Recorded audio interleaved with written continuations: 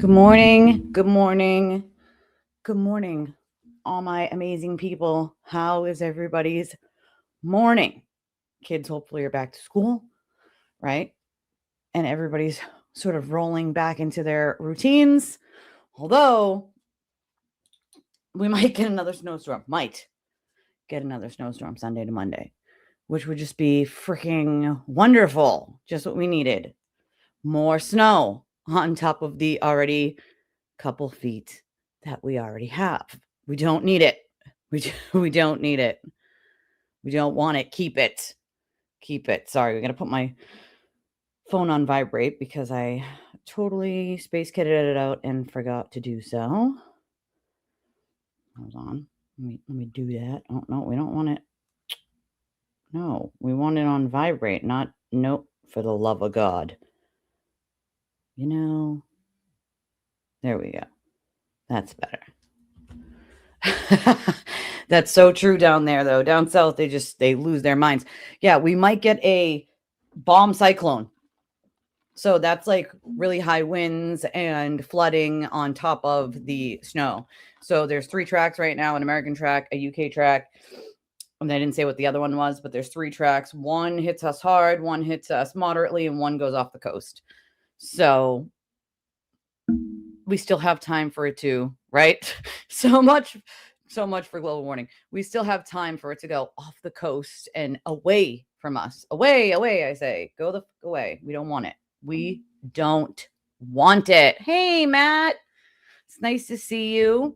It's nice to see all of you. You were early. You early bird, you. No, we did some of those yesterday, but the snow, for the love of God, I don't need it. I don't want it. Take it back. Oh, they did a reading. I was passed out. I was so tired that I just passed out. Bleach is true. Bleach is a necessity. I don't want to hear no. I don't want to hear about anybody's personal weird. No. You like the snow? Not me. Not a lover of snow. Back when I plowed it, yes, because then it's money. So of course I would love the snow in that back then. Not anymore. It's not fun anymore. It's not. You load the heat. See, I'm not a fan of like a ton of heat either. I like that good middle ground where it's like 60 to like 75. It's like perfect right there. Like any more and it's too hot, any less and it's too cold.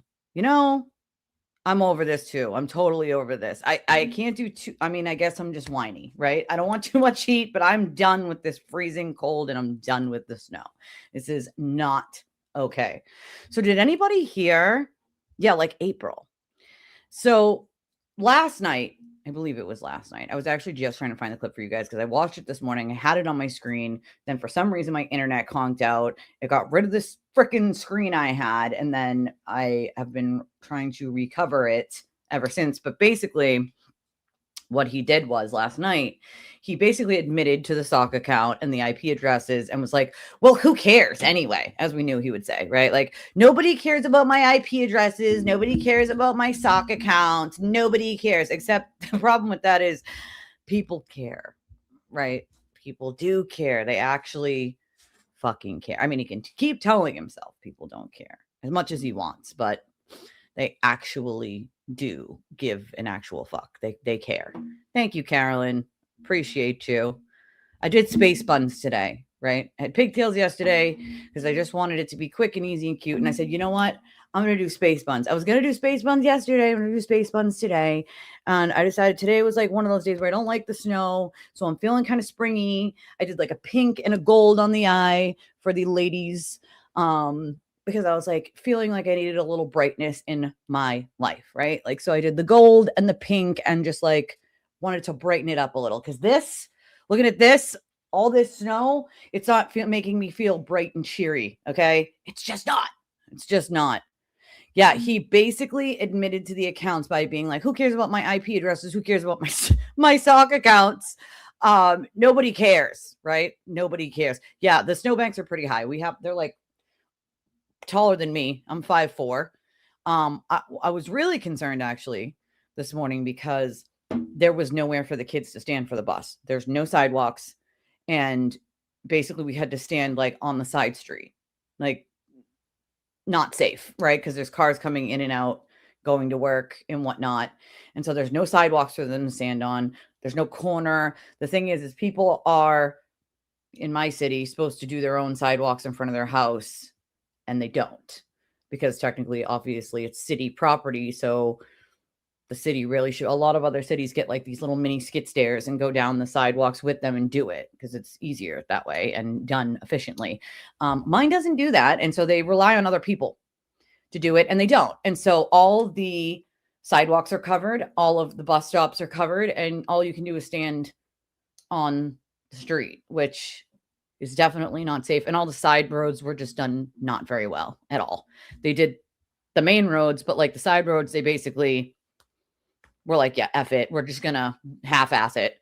And so what happened was they were towing everybody on the main roads. So everybody who lives on the main road that's off my side street decided they were going to take their cars from the main road that they parked on the street and park on my tiny side street. So it's literally blocking people from going up and down the street because there are no sidewalks. It's not plowed over to the sidewalk. So there's enough space for one car right now. And these cars are parking in from like the house next to me all the way up 3-4 houses to the top of the street and blocking our street, which is obnoxious. Like, I get it. You guys live on the main street, but here's the kicker. You guys are going to love this. Here's the kicker. Every one of those people on the main street have a driveway that fits more than one car. They just don't want to put the second car in the driveway because they might have to like move when someone goes to work or something. So instead of like taking the 10 seconds to inconvenience themselves, they'd rather inconvenience everyone else, which is obnoxious because as we're trying to like walk up the street, there are people trying to get down and up the street and they can't because all these people are parked along the side of a street where they don't live. It's one of my pet peeves. All right. It's one of my pet peeves. It's super sketchy. You can't see around it. People don't know how to drive. Like, God damn it. We do live in Massachusetts where people just don't know how to drive. Ice, yeah. Ice is a different animal. Bust your ass, break an ankle. It's not fun. I've seen so many of those videos where people just go sliding down their stairs because it doesn't look like there's any ice there, but there is, you know. 70 is perfect. Just perfect, you know. I mean, he is a loser. We're talking about a sewer turtle here. I mean, those are probably not good for the world in general. But yeah, he basically admitted last night, because I don't watch his stuff, obviously. So I get my clips from other people. And so I get the clip that I found, and now I can't find it again. I forget who posted it. And I had to go through group chat and be like, who said where to find it? And like, I looked through it and I skimmed it and I couldn't find it. So I was like, I don't have enough time for this. I'll find it when I go. But he literally was like, who cares about my IP address? Who cares about my fake accounts? No one cares. Like, except they do care, sir. They do care. They do. Because you're using those things to harass and frame other people. Yeah, so Haley had a space. I don't know if it's still up or not. Let me see. But I thought it was really good. It was a really good space. There was this one lady in the comment section that was just obnoxious, right? She said something to me like, go put another Marlboro in your mouth or something like that. And I'm like, lady, I don't smoke cigarettes. And even a long time ago when I did, before I quit, I've never smoked Marlboros a day in my life. But cool story, lady. Cool story. Here's an idea. You're the only one on this thread coming here and being like a TV simp. And it's like really embarrassing for you. It's pathetic. It's embarrassing. Why are you doing it at this point? Like, apparently she had been like posting about Haley like all day. She thought that, swearing in front of your kid warranted your children being taken by government agents.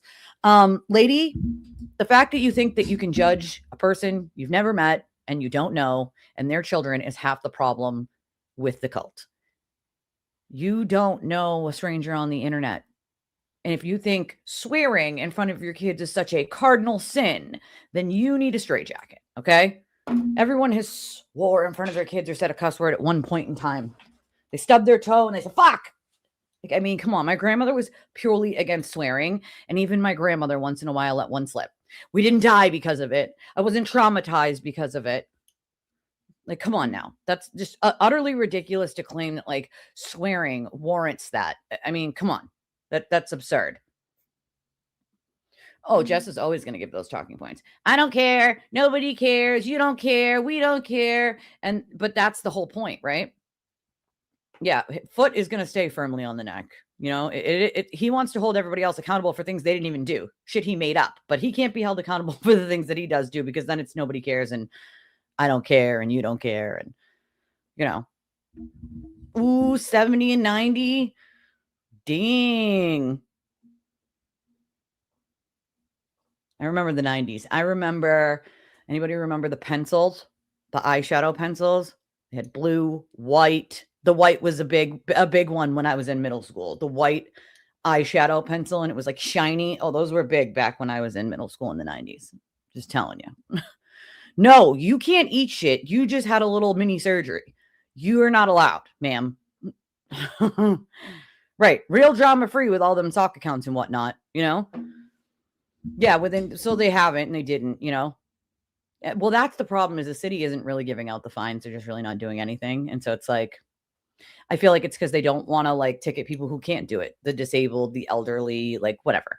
We help my neighbors across the way that are elderly and live alone. And the people over here. So, I mean, not everybody does that though. That's the sad part. Like up at the top of the street, that's like the main road. And there is an elderly couple that lives on this side of that, like off of these side streets where the bus stop is. And I don't think anybody helped them, you know? It's like, hello, you have neighbors. Help out your neighbors, folks. Help out your neighbors. You know, it's the right thing to do. Make sure that your elderly neighbors can get out of their houses. Clear their walkway, clear their car, clear their driveway. They may not physically, you might have a disabled person that lives next door. You know, what really bothers me is disabilities that you can't see, right? I happen to be one of those people that have a disability that you can't see, right? So when people go, you don't look disabled. Yeah, bingo. That's why the city doesn't, I feel like. I'm friendly with the mayor, and so I feel like that's why she doesn't. Although I did send her a message this morning asking her to have the city maybe possibly like do something about the bus stops, because it's public school, they're bus stops. Like, come on, city, let's get some shit together here. You know? There's no clean off your car law. Oh, that's annoying. That's obnoxious. I mean, that should just be basic human decency anyway. Like, clear off your car so it doesn't go flying at someone else's car and hit their windshield, you know? You don't think she recorded it? Damn it. Let me look. Let me see if she recorded it. It was a good space. And I think she did a great job.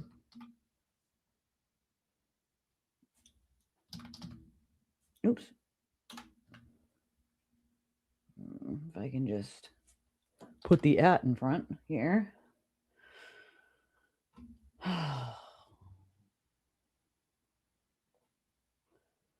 Oh, did she deactivate for the day?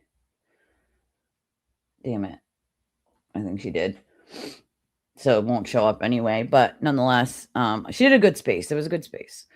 Right. All the tea. Right? Ah, shit. Goddamn, you say a swear word. Yeah, but not everybody can do that. And I think that's why the city doesn't ticket people, you know, even though they can. I think that's why they don't, you know. Idaho, I've never been there. I definitely haven't been more to the side of like California, Washington, like over there. Texas is on my bucket list of places to want to visit. California. I want to go to Nashville, you know. Well, that's the thing, right? Like, it's a word. There are actually kids out there that actually need help. Not, oh, they need help because I don't like what their mother said on the internet. Like, what in your brain would ever make you think that that was worthy? Never mind the fact that if you don't know the person, probably don't live in the same state, you've never met them, so you're basing any sort of abuse or neglect by words. I mean, again, First Amendment, people have a First Amendment right. So she could say 72 swear words. She could use every word as a swear word all day long, and that still wouldn't warrant that. It's her right. Right? And I don't give a shit how many swear words she said in front of her. Oh, no, don't swear in front of your children. You realize some people's children are grown adults, right? And some people's children are teenagers. I have said swears in front of my kids. Oh, no. Horrible, right? Terrible. First of all, the one person that shouldn't be talking about what they should or shouldn't say in front of their children is the sewer turtle. He has said the most horrific shit. Yet he thinks that he can pass judgment on someone else. Let's be honest, it had nothing to do with swearing. Not a single thing. Not a single thing. Wait, Chris, put it up. Not the I don't care clip, because there's the one where he does a couple days ago where he's just like, I don't care. Rah, rah, rah, no one cares. We don't care. Blah, blah, blah. Not that one. This was from last night. Last night he said it. He was doing the whole, who cares about my sock account and my IP address? Meh. That sort of thing, you know? almost. And you, because you're rural, you probably don't have like DoorDash and Instacart, right? That's probably not an option for you. You know? George Carlin's skit on those words. I love little skits like that. Well, that's the other thing. Like, does he not understand? Like, that's a government agency, you know? The 7 words you can never say on television. Go fuck yourself, asshole, piece of shit. Like that. Oh man, right? Has he turned in his chips yet? But that's, I mean, it wasn't about the swear words. It was about just harassing Haley because she like says what's happening to Meredith shouldn't happen. That's all it's about. That's all it's about. Anybody who doesn't think that child services is broken, they have no idea. I was a foster child. Okay. Fun fact. I have it, Sam. Thank you. I see it. I have it right here. Fun fact, I was a foster kid. Fun fact, my neighbor across the street adopted and was also a foster mom. There is more racket going on in the family court and child services system than most other government agencies that you know of. There was one senator, her name was Nancy Schaefer. And you want to go down a rabbit hole of how Nancy Schaefer and her husband got killed, you should probably go down that rabbit hole. She was doing a documentary all about how child services and family courts are a racket, really. They run like a kangaroo court. They take the side of one person without the other person even being there, hand custody over within 2 minutes, do all sorts of, without even confirming that someone's the actual other parent or grandparent or anything. They don't confirm any of it. They just go, okay, red stamp, we believe you. Go ahead. Here's an order. Go get custody. Like that's how it runs. And that's not at all how it should run for the safety of children. Right. But she exposed a lot of that corruption in the early 2000s and into the mid 2000s, like 2009, 2010. She died in 2010. Her and her husband were killed. And at first they tried to say it was a murder-suicide. Her family did not believe that. Her children did not believe that. They were a, like happy couple. Now, they were making a documentary about this. A documentary, by the way, that was never released. Never released after the documentarian came out, I can't remember if it was shortly after or even years after, and said that he was threatened. Multiple people who worked on that documentary died in really strange and weird ways shortly thereafter. Nancy Schaefer, car accidents, heart attacks, multiple people that worked on this documentary. That documentary never saw the day of light. Never, ever came out. Nancy Schaefer did a worldwide speech on the corruption and she was a senator. So she's a former senator by the time she did the speech, but she was a former senator because these are the issues that she spoke out about. Therefore, she did not get the votes to get voted back in because she dare speak about it. Please let me know if you know any other senators or representatives that are actually talking about this. I promise you won't find any because they will not take up the subject at all. Not even a little bit. Not even a little bit. But if you want a rabbit hole about that kind of stuff, you can go down that rabbit hole with Nancy Schaefer. You know what I mean? Yeah, but people do. You know what I mean? Just because you don't doesn't mean that people who do are horrible parents or bad people because they like my children know, I have daughters. My children know not to swear. They don't swear, right? But I do, right? I definitely let some swears fly. Usually I do my streams when my kids are at school, obviously, and so they're not here. But nonetheless, Do I let some fly around my kids? Yeah, it happens. It happens. My kids don't just take it and go, I'm going to talk like that. Like that's, my kids know better, right? Because that's, depends on what you teach them, right? Depends on what you teach them. Saying a swear word is not, you're a bad parent. Like that's just crazy, you know? Someone suggested she should delete it so people can get a hold of it. Damn it. God damn it. Oh my God. I couldn't, Allie. Did you? Because there was no way I was going to be able to listen to that nonsense. So if someone wants to fill me in on what happened over there, I'd be more than grateful to hear what the hell, what the hell you guys have to say about that. We should. I could do an entire show on just that system alone. I was a foster kid, literally screaming for them to help me while I was being abused. And I was a teenager, okay? Being used and abused like a slave to my foster parents, being locked in the room. Like I was allowed to have a Dixie cup of juice this big. I was not allowed to have a second one. I worked a job and the foster mother took all the money out of my bank account. And then on top of that, I was her like slave.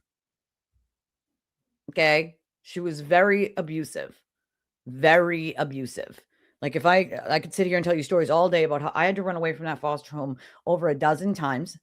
The last time I did, I walked to the main road and waited for the cops to pick me up. And I told them if they brought me back to that house again, as they had done in the past, that I'm going to run away every friggin' hour on the hour and waste their resources until they move me. And they decided in that moment they were going to put me somewhere else, which was smart on their behalf. But even then, after screaming and yelling from the rooftops that this is happening, I would get the same excuse every time. Well, the foster mother says it's not.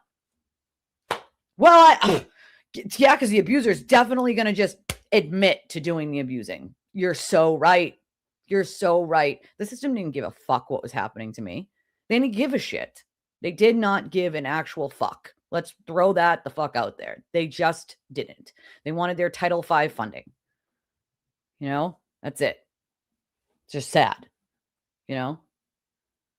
I could. I mean, it would be a long show. I'll tell you that much. Yeah. I mean, Harmony is a great,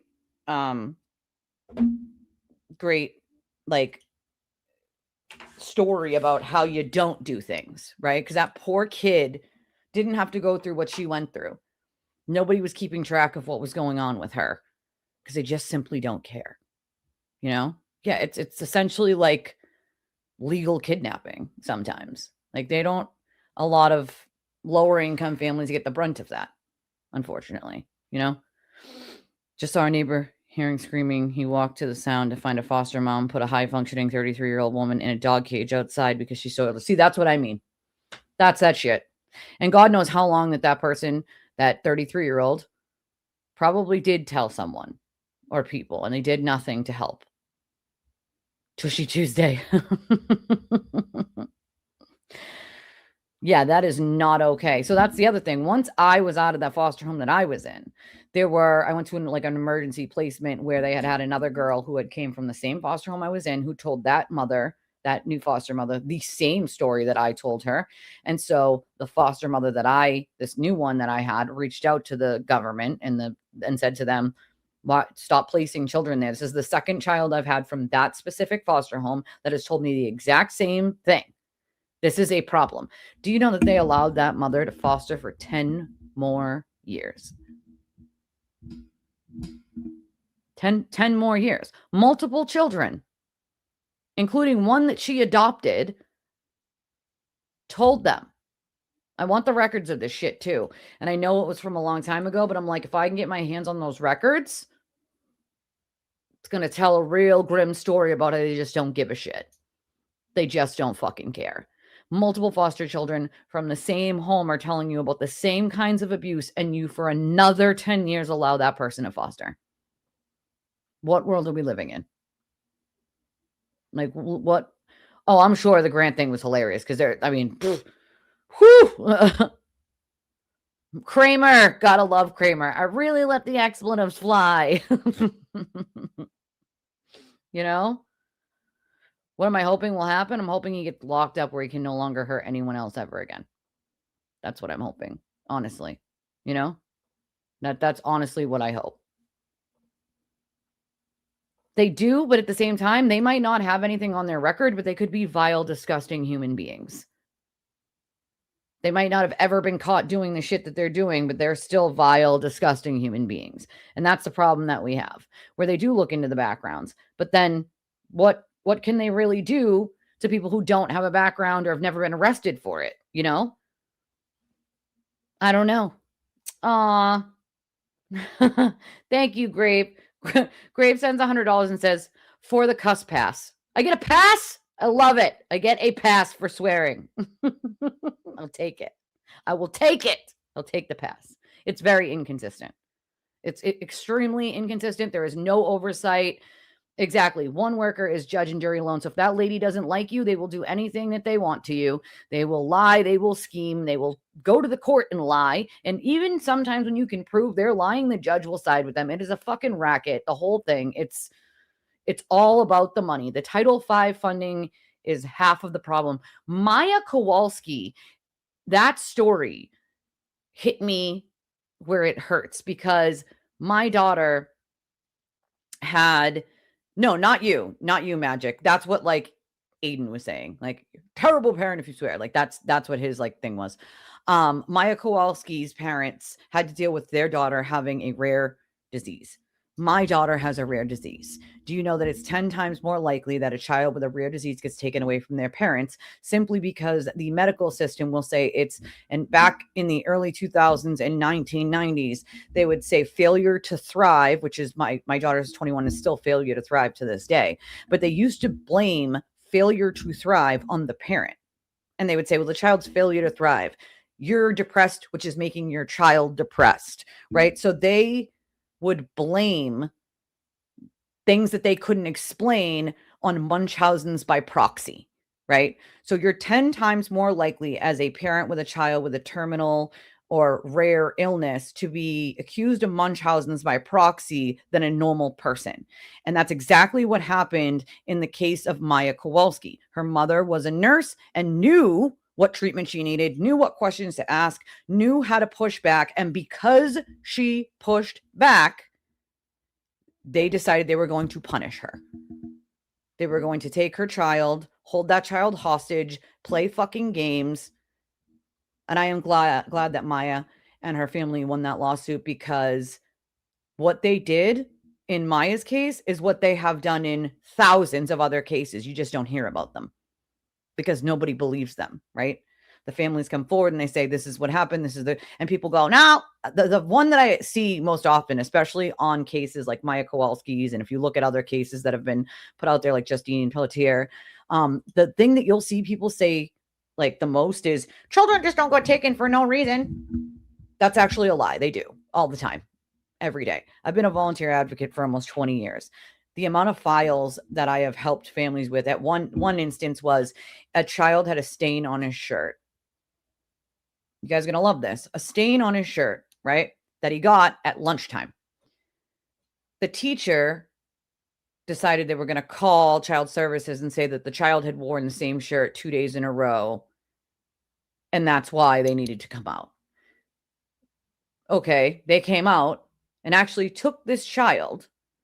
And for 11 months, this family had to fight for the child back simply for this stain. It's all in the files. Simply for this stain on the shirt because they said the parents lied and he did wear it 2 days in a row. And the parents said, no, he did not pull the cameras. They did like for 11 months, they wanted these cameras pulled. That is not. And the kid was consistent. I got it at lunch that day. Like what? After 11 months, they finally get the hand on the footage that shows he was wearing a different shirt the day before. And lo and behold, he gets it at lunch. So for 11 months, that child was pulled away from his family for no reason. Judges went along with it. Workers went along with it. They didn't care what damage they did to that family. They didn't give a shit. You know? They did not give a shit. You know? I wasn't talking about, I meant like that's what Aiden's narrative was on that. It's unfortunate. And that's the other thing. A lot of them like have these connections that are very inappropriate to judges, to other workers. It's a whole rigmarole. You know, Harmony's trial was hard to listen to. It was very hard to listen to. Justina Pelletier Well, that's the other thing. Sometimes you're taking a kid, a lot of domestic violence victims have their children taken from them because they didn't leave the house fast enough. So when they call the cops for help, then authorities get involved and they take the child and say, well, you didn't keep them safe. That's what they were calling for, was to keep the child safe and themselves. But because they called the authorities for help, and here's the kicker, is 9 out of 10 times, because now the mother's displaced and has nowhere to go because they had to leave the abuser who was the one making the money and providing the place to live. Now they put the child back with the known abuser and not the victim, who is the mother. I'm not making this up. You can go check for yourself. Like I've watched this happen, and it is fucking gut-wrenching watching this happen in a court in front of a judge. And a judge is like, oh yeah, I see that he was accused of abuse, but it would, the mother has nowhere to go. So yeah, like the mother has nowhere to go because DCF told her if she didn't leave, they were going to take her kid. So they threatened her with that. She left, went to a shelter. And now you're saying because she has nowhere to go because she had to leave the violence, like that means she's not good enough and can't like, it's a whole thing. So now there are mothers or fathers who are in domestic violence situations that will not call the authorities for help. They would rather die protecting their children than calling for help and having their children stolen from them by the government. I mean, that's reality.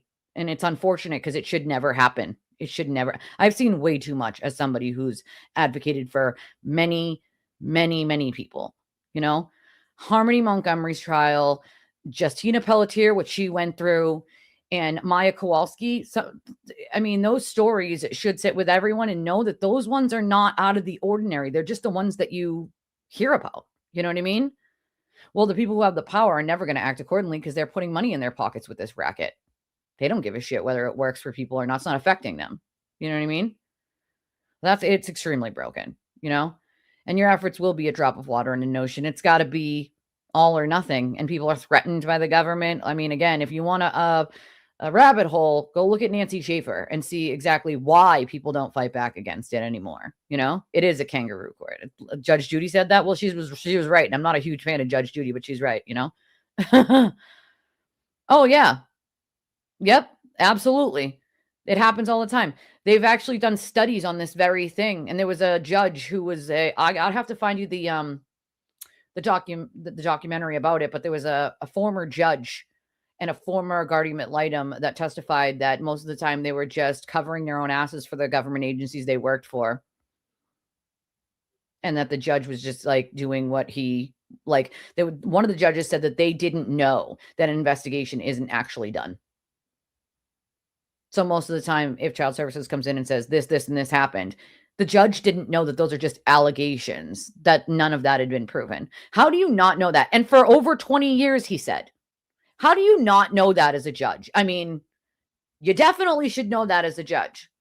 Imagine how many families he ripped apart with just assuming. You know what I mean? Like, that's not okay. Like, Maya's case should have been global. I know that they lost an appeal, but they'll have to redo. They'll win again. They'll win again. Corruption does run deep and wide, and there's only one way to get rid of it, and it's a lot of people standing together and making a lot of noise. Otherwise, nothing happens. Yeah, I know it was overturned on appeal, but the original case, they won, and I have no doubt that another trial will happen and they will win again. Well, if you're blonde and blue-eyed, you're wanted more. I mean, that's a stat. These are all real stats. Blue-eyed, blonde-haired babies are more they actually put foster kids up on like a list, essentially, of like, these are the kids you can pick from. Come pick your kid today, as if you're picking out an apple at the fucking grocery store. Like, what? And of course, you see kids from the ages of baby to like 11 or 12, because after 12, you're pretty much non-adoptable, pretty much non-adoptable at that point. I lived with my grandparents before that. My grandparents, were older. They weren't young bucks, I'm the oldest of my mother's children. So my mother and my sisters are 7 and 9 years apart from me that my mother has. So there's big age gaps. There's a lot of burnout that happens over there. And there's a lot of people that get out of it just because they see some horrific shit and they're like, I don't want to be a worker. I don't want to be a part of this, Yeah, a lot of it is someone you know. Perpetrators, a lot of the time, is someone you are familiar with, unfortunately. You know, it is human trafficking. It's essentially what it is. It's legal kidnapping, you know? If there's a freaking Arena podcast with reasonable and civilized hosts. I mean, depends, I guess. It depends on who it is. A podcast I like, ask for guest recommendations. It honestly depends on who it is, you know? I have history with some of those people. And to be honest, I don't have a problem speaking with anyone, right? But you have to remember that some of these people actually don't want to be seen speaking to an anti because they don't want to deal with the backlash they're going to get from the turtle riders. So that also comes into play, you know? Yeah, I mean, that happens all the time too. It's a fact. You know, it's unfortunate. You're in Spencer. You know, it'll make my blood boil until the day I die. A lot of people, when you see behind that curtain, you can never not see it again. And that's half of the problem, you know? Yeah, I like release the damn whole Epstein files, okay? We want everyone held accountable here. You know, it should always be where due process is. And unfortunately, the family court system has a lack of due process. It's just kind of kangaroo. It's kind of kangaroo, you know? You know, I was fortunate to have my stepdad, but my stepdad moved to Florida when him and my mom split. And so by the time I was in foster care, he was in Florida. So it was you know, I guess I could have asked to go out there, but I don't think they would have let me, you know. They didn't seem like they wanted to let go of me, you know. I know, yeah, you might have to check with people who say we're not allowed to speak to one another. You might have to check with one another. So do you guys have to know who Kirk Minihane is, right? Please tell me you guys know who Kirk Minihane is. Most of you do know who Kirk Minihane is. So Kirk Minihane has his own little podcast. Yeah, it looks like she deactivated. Sometimes she does that, like at night, she'll deactivate until she gets up in the morning. So I know she'll be back, but I can't blame her. You know, people are coming after her just for swearing in front of her kids. It's like, simply because Aiden said, like, it's bad parenting. Like, bro, you have no room to talk about what the fuck bad parenting is, sir. You might want to take several seats way in the back right now. Actually, take all the seats, all the fucking seats, you know? Well, Kirk Minihane had quite a bit to say about Jess Machado yesterday. That happened. That's a real thing. And credit to Jay-Z for putting this stuff up here because she put the clips up. Hold on. Of the stuff Kirk was saying on his show. Well, yeah, I mean, I'm not saying I applaud, but like, I definitely have used the word fuck and ass and shit. Yep, I definitely do. I do. But my children are also 21, 16, and my youngest is 8, and usually she's at home. Not at home. She's at school when I'm doing my show here, and I give most of my swearing here. Unless I stub my toe, drop something on my foot, something bad happens, then you might hear a fuck, you know, something like that. Oh, I have no doubt that had something to do with Jess, right? Can you imagine that one person commenting on parenting? I mean, the lack of self-awareness there is fucking amazing to me. Yeah, I said fucking. There's no children home right now, but fucking amazing. Amazing. You know? Amazing. Amazing to me. The lack of self-awareness there. It just doesn't quite make sense to me. Right? Like, can we not? Like, when I'm mad like that, the F-bombs will fly. Fuckity fuck, fuck, fuck, fuck. Just saying. Like, I'm sorry if that offends you. Like, I'm also from Boston. I am from New England. That's okay. You guys can still call me TT. It's just easier.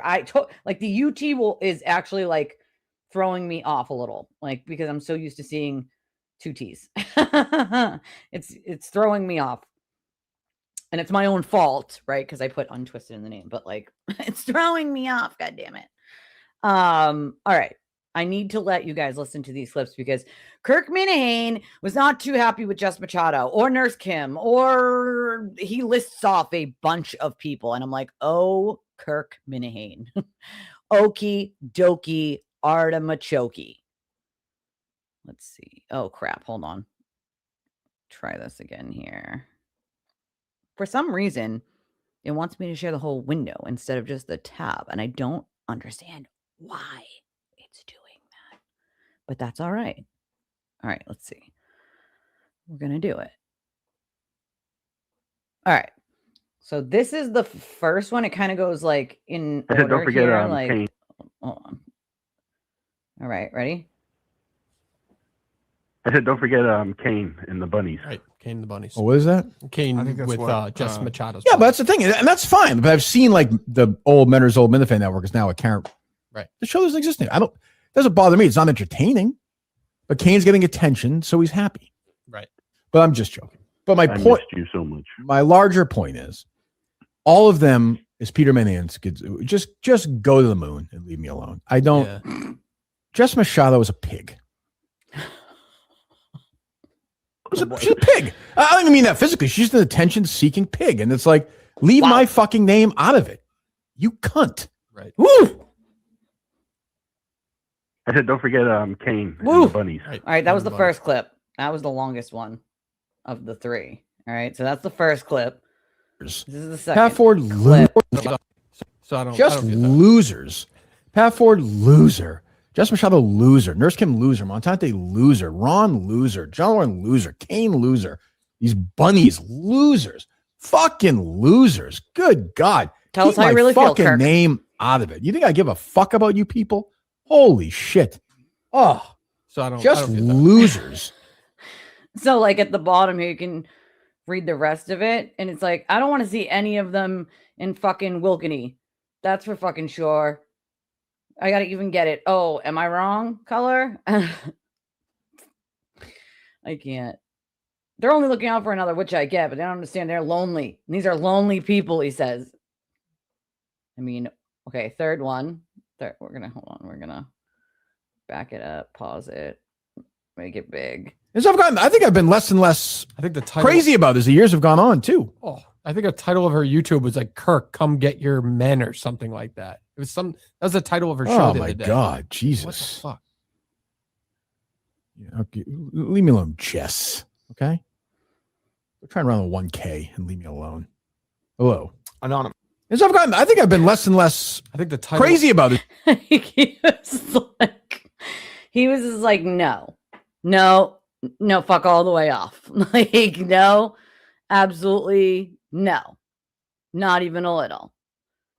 Yeah, that's his famous thing is deflect. I don't know. I think his podcast, I believe this is his it's the Kirk Minihane show. They were taking calls, Kirk Minihane show. So I believe it was his podcast. Of course they knew exactly what would happen. But so Kirk was just kind of like, yeah, no, fuck off. Okay, you listen on Spotify, right? Yeah, so I know it's audio only because this is audio only. Well, she does that too. You know, she blocks people when she elementary school talk. But that's the thing, right? I thought she likes free speech. You know what I mean? Like, do you or don't you? I don't know. I don't know.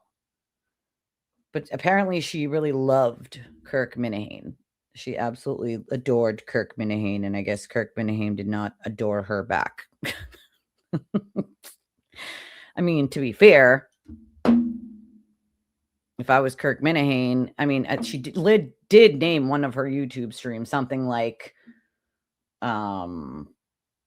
what was it? Like Kirk, come get your man or your guy or whatever. And it's like, bro, Kirk Minihane does not give an actual fuck about whoever. You know what I mean? Like, that's weird. I also speak fluent sarcasm. Yep. Mm-hmm. It's like, he doesn't give a shit. He doesn't actually fucking care. He doesn't care. And so it's like, do you still love him now? He gave a special shout out to the bunnies or whatnot, you know? I mean, it's kind of insane, you know? I don't get it.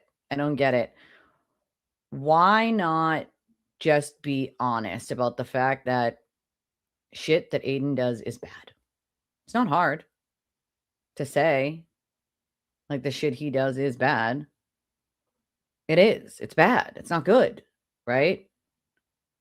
It's bad. It's not fucking good.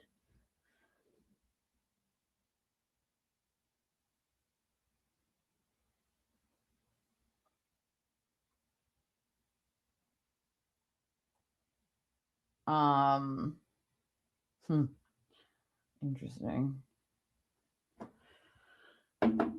Well, I mean, you're not allowed to ask questions over there. That's like not allowed, you know? Like you can't do that. Why would you be able to do that? Why would you be able to ask Jess a question? You know? That's not a thing. That's okay. Kitties are allowed. My kitty hasn't been bold enough to jump up on my desk yet. She does like the windows, but not on my desk yet, you know? Well, that's half of the problem, right? Is the spin that gets put on pretty much everything is a little freaking nuts, right? Like it's a little crazy. There's no need to act like Aiden isn't that sock account.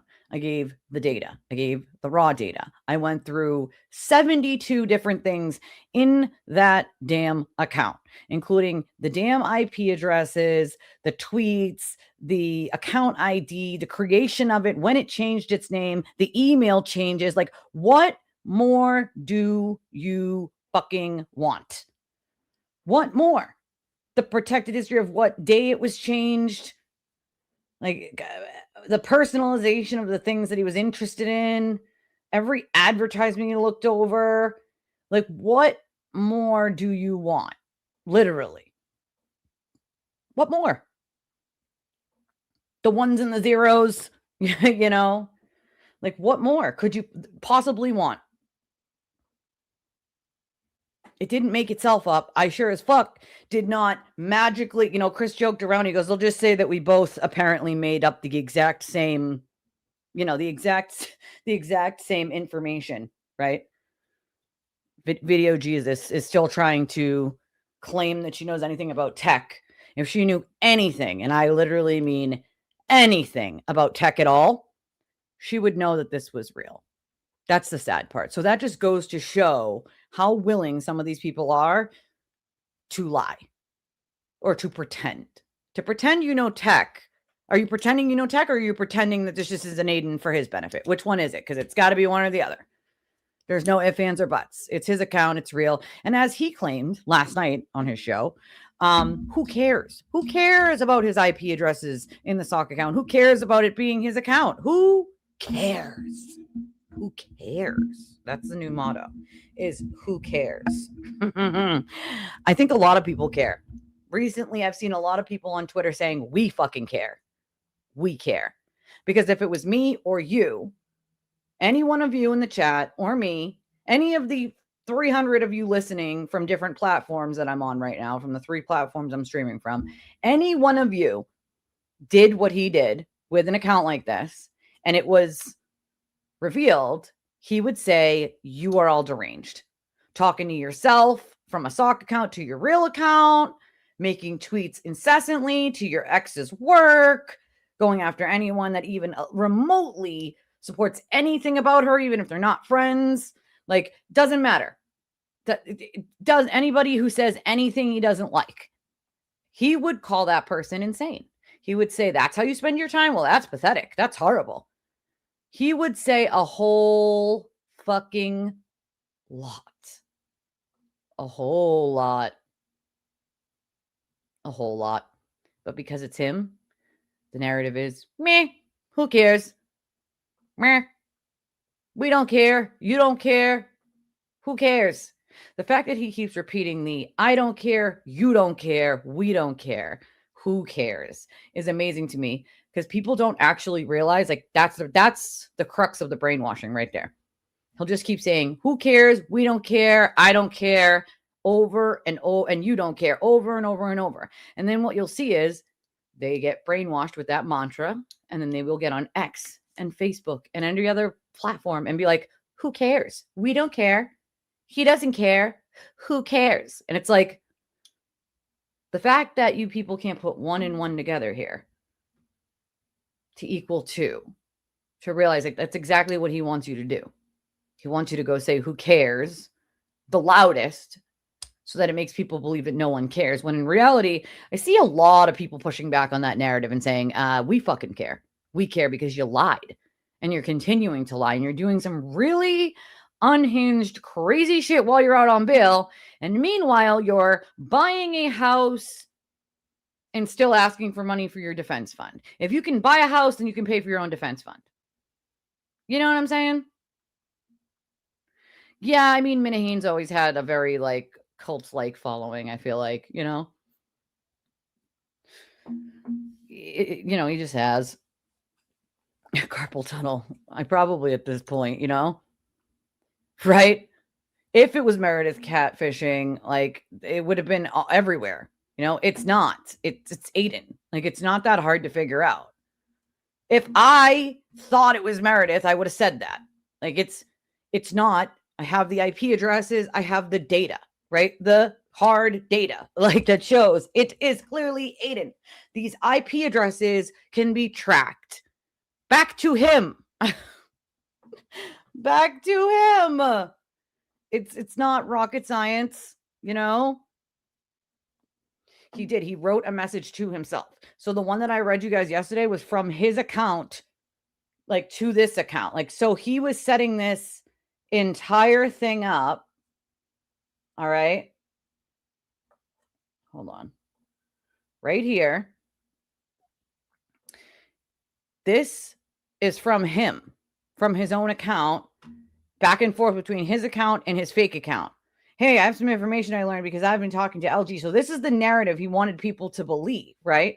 What's up? So she definitely wants to help you, but I think she has cold feet reaching out to you directly, because if she's offering this information up to a stranger like me, it seems like she wants to talk. And then he goes on to talk about, like, what information it is. So he very much wants that narrative to be told to his lawyers, but he can't tell his lawyers that he's directly talking to her. So he has to come up with another way for his lawyers to believe him by being like, this is where I got the information. See, it's from this account and I don't know who it is, but this is what they're saying.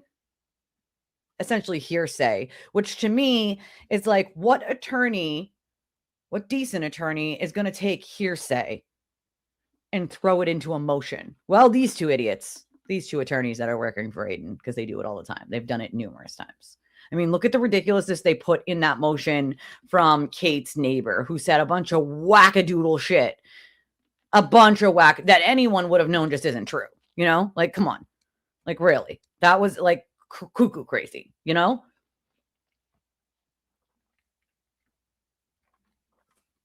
Lots of lying happens. It's still a basement creature. He's a sewer creature, Shannon. That's why he's a sewer turtle. He's a sewer creature, you know? It's kind of like a bad car crash or train crash that you just can't look away from, and it's unfortunate. It is, you know? It is. And that's the thing, right? Like, I'm not going to allow people to sit there and bully other people. Like, it's just not a thing. This all should be a psychology case study. The whole thing, the whole rigmarole, all of it, the whole fucking thing. I fully believe that. I think a book needs to be written about all this shit. The whole, like, back end of this, not the case itself, but all of the things that happened behind closed doors, like all of this just in pure insanity, right? The shit with the lawyers, the ways that he like all of this manipulated people and people still believed, like all of it needs to be put in a book and studied. I call her video not even intern because clearly she has no fucking idea what she's talking about. That's very clear to me. Hank Snowman, do you want to build a snowman? I'll keep my day job and not sing. Well, thank you, Rockstar Journey. So I couldn't, like, read those, and I didn't want to put those out there simply because I have respect for Lindsay as a person, as a woman, and that was too much. Too much. And what I saw there was a sexual predator in him. That's what I saw. I saw someone trying to take advantage of somebody vulnerable and pushing, like, sexual innuendo every chance they could get, over and over and over and over. Like, that is what I read from that. And it made me disgusted. It just did, right? Like, I honestly don't think those should even be in public. They're just so transparently bad on his end. I agree with you. that it's transparent to people who have eyes, but unfortunately, a lot of people get sucked up in this and don't realize how bad he actually is. I know. And it's like, bro, leave her alone. Like, you're not like, leave her the fuck alone, dude. It's just a constant like going in and going in and going in and making these innuendos over and over and over and over. And I'm like, all I saw from that was like a predator really taking advantage of someone in a very shitty predicament and trying to like prey on their emotions. And I fucking just, it made my stomach turn. Okay. Because as much as people want to say about Lindsay, I was her friend at one point, and she is a person, she is a human, she has feelings like a human, and she doesn't deserve that. You know what I mean? Nobody deserves that, right? He puts people in these really shitty scenarios and then basically goes, well, the only way out you have is me, so you have trust me or no option. And it's kind of like what he did in this scenario, right? Like there is something seriously fucking wrong with him, but we all knew that. You got mocha? I'm glad you made it today. Cheers, my friend. I mean, mine's pretty much like just ice now, but it's delicious. It's delicious. So I wash out my Mary Lou's cups, and then when I make the iced ones at home, I just make it in this cup, you know, because then I can get the ice ratio versus the whipped cream ratio versus the mocha ratio, right? Because I know where about on this specific cup to fill each thing. I know, but that's the way I do it. All right. I got a process here. Yeah, they are bonkers, you know. The analyzation of all that would take ages, to be honest, you know, absolutely. See, that's my point, Shannon, is they absolutely have to know by this point that Aiden is doing this shit and that he's lying to them and actively trying to dupe not just them, but the court system. And they're not doing it. Again, any self-respecting attorney at this point, at this stage, especially after the outing of that sock account, knowing he was trying to use that information to pretend he somehow got it from someone else to give to his lawyers, like, that should have been Bettero's out right there. Like, Aiden, and I can't anymore. You're still doing dumb shit. I cannot. But yet here we are, you know? Here we are, you know? Ridiculous. I agree. This is the first time ever that so many, I know people have done it before, but not in the capacity, like that it was, you know, that it is at right now. Like the capacity of people pushing back right now is way far above anything I've seen before. And I know I wasn't around pre Karen Reed, but I did go back and look at some stuff, and it seemed like there were some people pushing back at that point, but not nearly as what I'm seeing right now, which is nice because I feel like the only way to stop someone like him is he needs to be just canceled outright. And I'm not a fan of canceling people because you can cancel people because one person said something that isn't true. And then it gets spread like Aiden spreads into 72 rumors that calls that person bad. And then you're canceling someone who didn't do anything wrong. And it's just being like harped on and harped on and harped on. So I'm not a fan of canceling, but in his scenario, I will make the one-time exception to that rule, you know. It is a literal case study. Fascinating one at that, you know. I wonder who will, but there are people that will, Kathy. That's the sadness of it all. She did push back, Leah. You know, at one point she was like, I'm ignoring you on purpose. I still don't know who the hell you are. Like what, like making these faces, like rolling her eyes. Like she was pushing back and kind of being like, trying to give him the hint, like kind of stop, you know, like you don't want to be rude because you don't know who you're at first is like who you're talking to, but at the same time, you're kind of like, what are you insinuating? Like, what are you know what I mean? He goes, I know something you can do for him. And like, I know what he was insinuating, but like, she was like, well, I don't know what that is considering like all the charges are dropped. Like, I don't know what else, you know? And then he kind of goes over to like, well, you could be a witness basically. And it's like, it's not what he meant, but like, you know, that's what he acted like he meant afterwards. You know, I thought she was clearly very hesitant.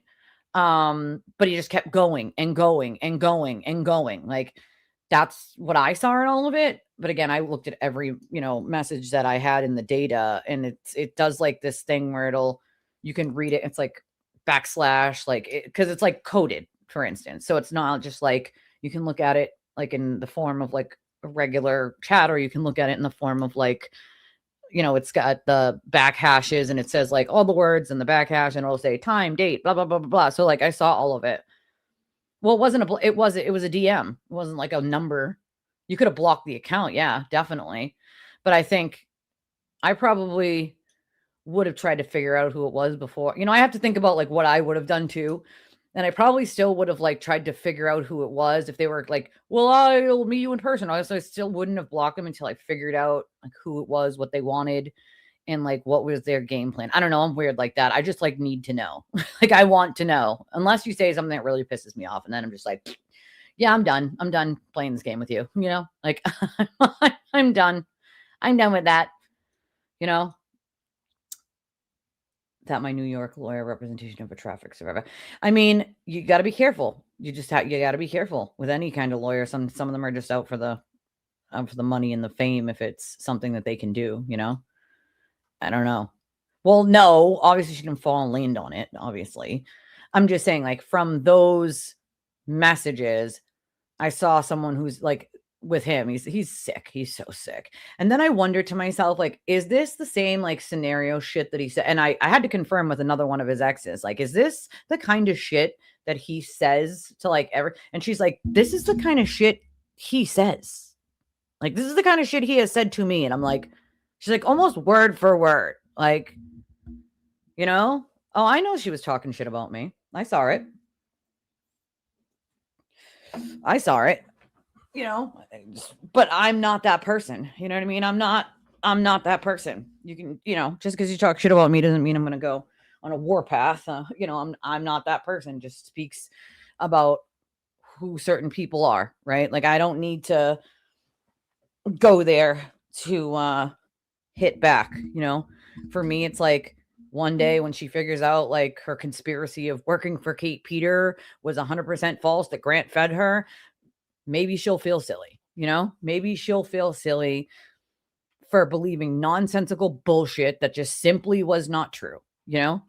At that point, that's all I can really hope for, is that one day, even if I don't get an apology, that she realizes that all the crap that she was believing is just simply not true.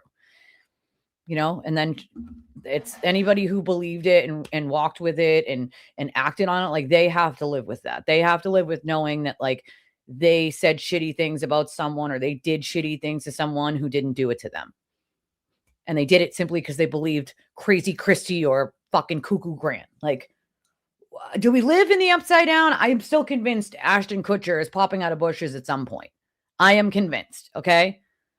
I am convinced that will happen one day. And, you know, he'll just pop out of the bushes and, you know, he'll say we're all being punked and this was one big three. No, I'm not saying you're on a warpath. I'm saying like me. You know what I mean? Like me. For me to go on a warpath, you'd have to like drag my children into it. And then you want to see a C word. You want to see a C word. Let's do it. Like, let's play that fucking game. You know what I mean? That's about the only time you'll see a warpath from me, you know? And she's thrown quite a few digs at me for no real reason, you know? No, there's no real reason for it. No. See, I told Sean, listen, Sean was trying to be nice by answering her calls, you know, like trying to just be a decent human, you know, recognizing that someone's like might maybe not be all there and not all okay all the time. And so he was being nice by answering Crazy Christie's phone calls. And it's like, I also told him, like, at some point you just have to stop answering her, Sean. I know you're just being a good person, but like, she'll use anything she says and twist it and then claim that you said, like, you know, that Area 51 moved next door and you have the aliens in your basement. Like, I'm not kidding. Like, that's like, that's literally right. Like, I'm abducted by aliens. I kid you not. Like, I'm so serious. So serious. You know? Well, did you see it, or could you only see like the screenshot of that? That was the video was of her saying she thought it was Kate. She thought the account was Kate. So she was basically saying like, I know it's you, Kate. It wasn't Kate, it was Aiden. But I mean, hey, Bugs. Well, you know, just, you know, a little bit of letting the peoples know about how crazy Sewer Turtle is, and the clips that we played of Kirk Minihane basically saying Jess Machado sucks, and, you know, just basic shit. Basic party. Oh, and Aiden admitting last night that the account is his by being like, who cares if it's my IP address, and who cares? Who cares? You know? No, that I don't think you getting it. I obviously don't mean like you're gonna love this, as in you're going to think this is amazing. Obviously, my point of saying you guys are gonna love this means like you're going to think this is fucking bonkers. Maybe you're not like, maybe you're from a different country, maybe you're not like hip on the, language or sarcasm, or I don't know. Obviously, no one means that someone's going to love that. Once again, I was a foster kid myself, so I mean, yeah. I don't think you got it there. I don't think you understood. Right? I don't think you understood quite.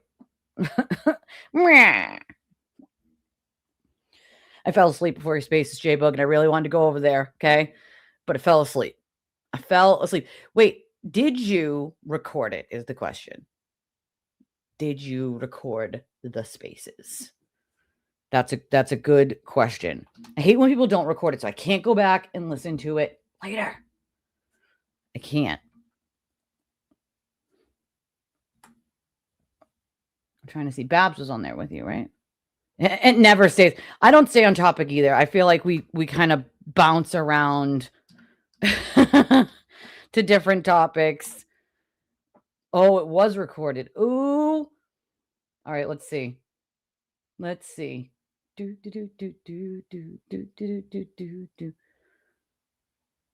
Oh, is Val still being a pick me? Is that happening still? I don't know. I have her blocked, so I find it amazing that she's still doing like, pick me shit at this point.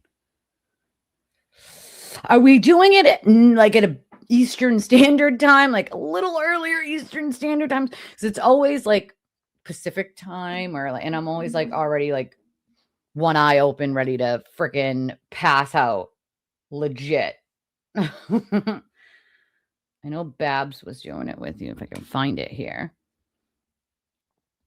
Oh, she did dramatic readings? Oh, boy. I never stay on topic, I feel like. Ever. Literally ever. God damn it, you guys in your PST time. Right, it was sarcasm. Obviously, I'm not saying people are going to love children being taken away for a dirty shirt. What I meant was, you're going to think this is crazy. Like, oh boy. Oh, gotta love Carly. She's got some pretty good stuff up too. Bring a tissue for laughing and crying and a barf bag. Did you even want to know? I don't think I even want to know. I really don't. Uh-oh. What is this? There's just so much to unpack in all of it. Like, oh,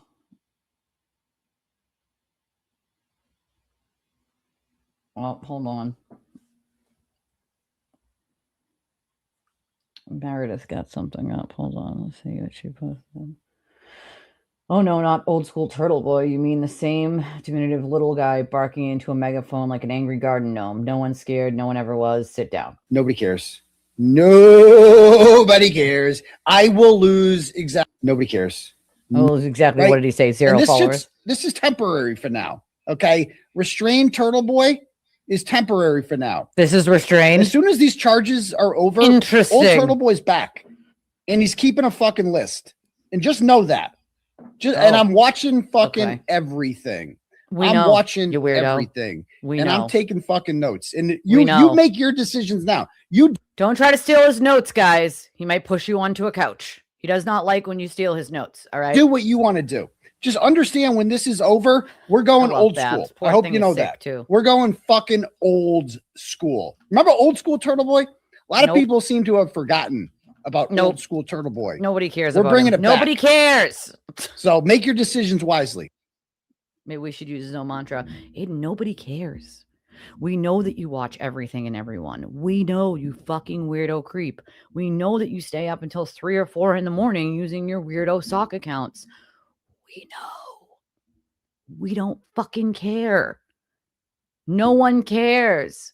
I don't care. We don't care. Like, Aiden, go by your own words, sir, on what the fuck you're saying here. No one cares. Right? And this is temporary for now. Okay. Restrained Turtleboy is temporary for now. You know what I have to say about that, Aiden? Nobody cares. Nobody cares. I will lose exactly. Nobody cares. And I'm going to guarantee that he probably said there that he's losing exactly 0 followers, but the numbers don't lie, you know? Right? Sounds like a threat to me. Certainly sounds like drama. Certainly sounds like something that the Commonwealth might clip out. Just saying. Sounds like something that the Commonwealth could clip out by saying, if you think he's bad right now when he has charges and he keeps trying to, you know, get himself revoked, what do you think he's going to do if you all don't find him guilty? He may hurt someone physically. Nobody cares. I will lose. We know nobody cares about you. We know, bro. Okay. We actually, oh my God.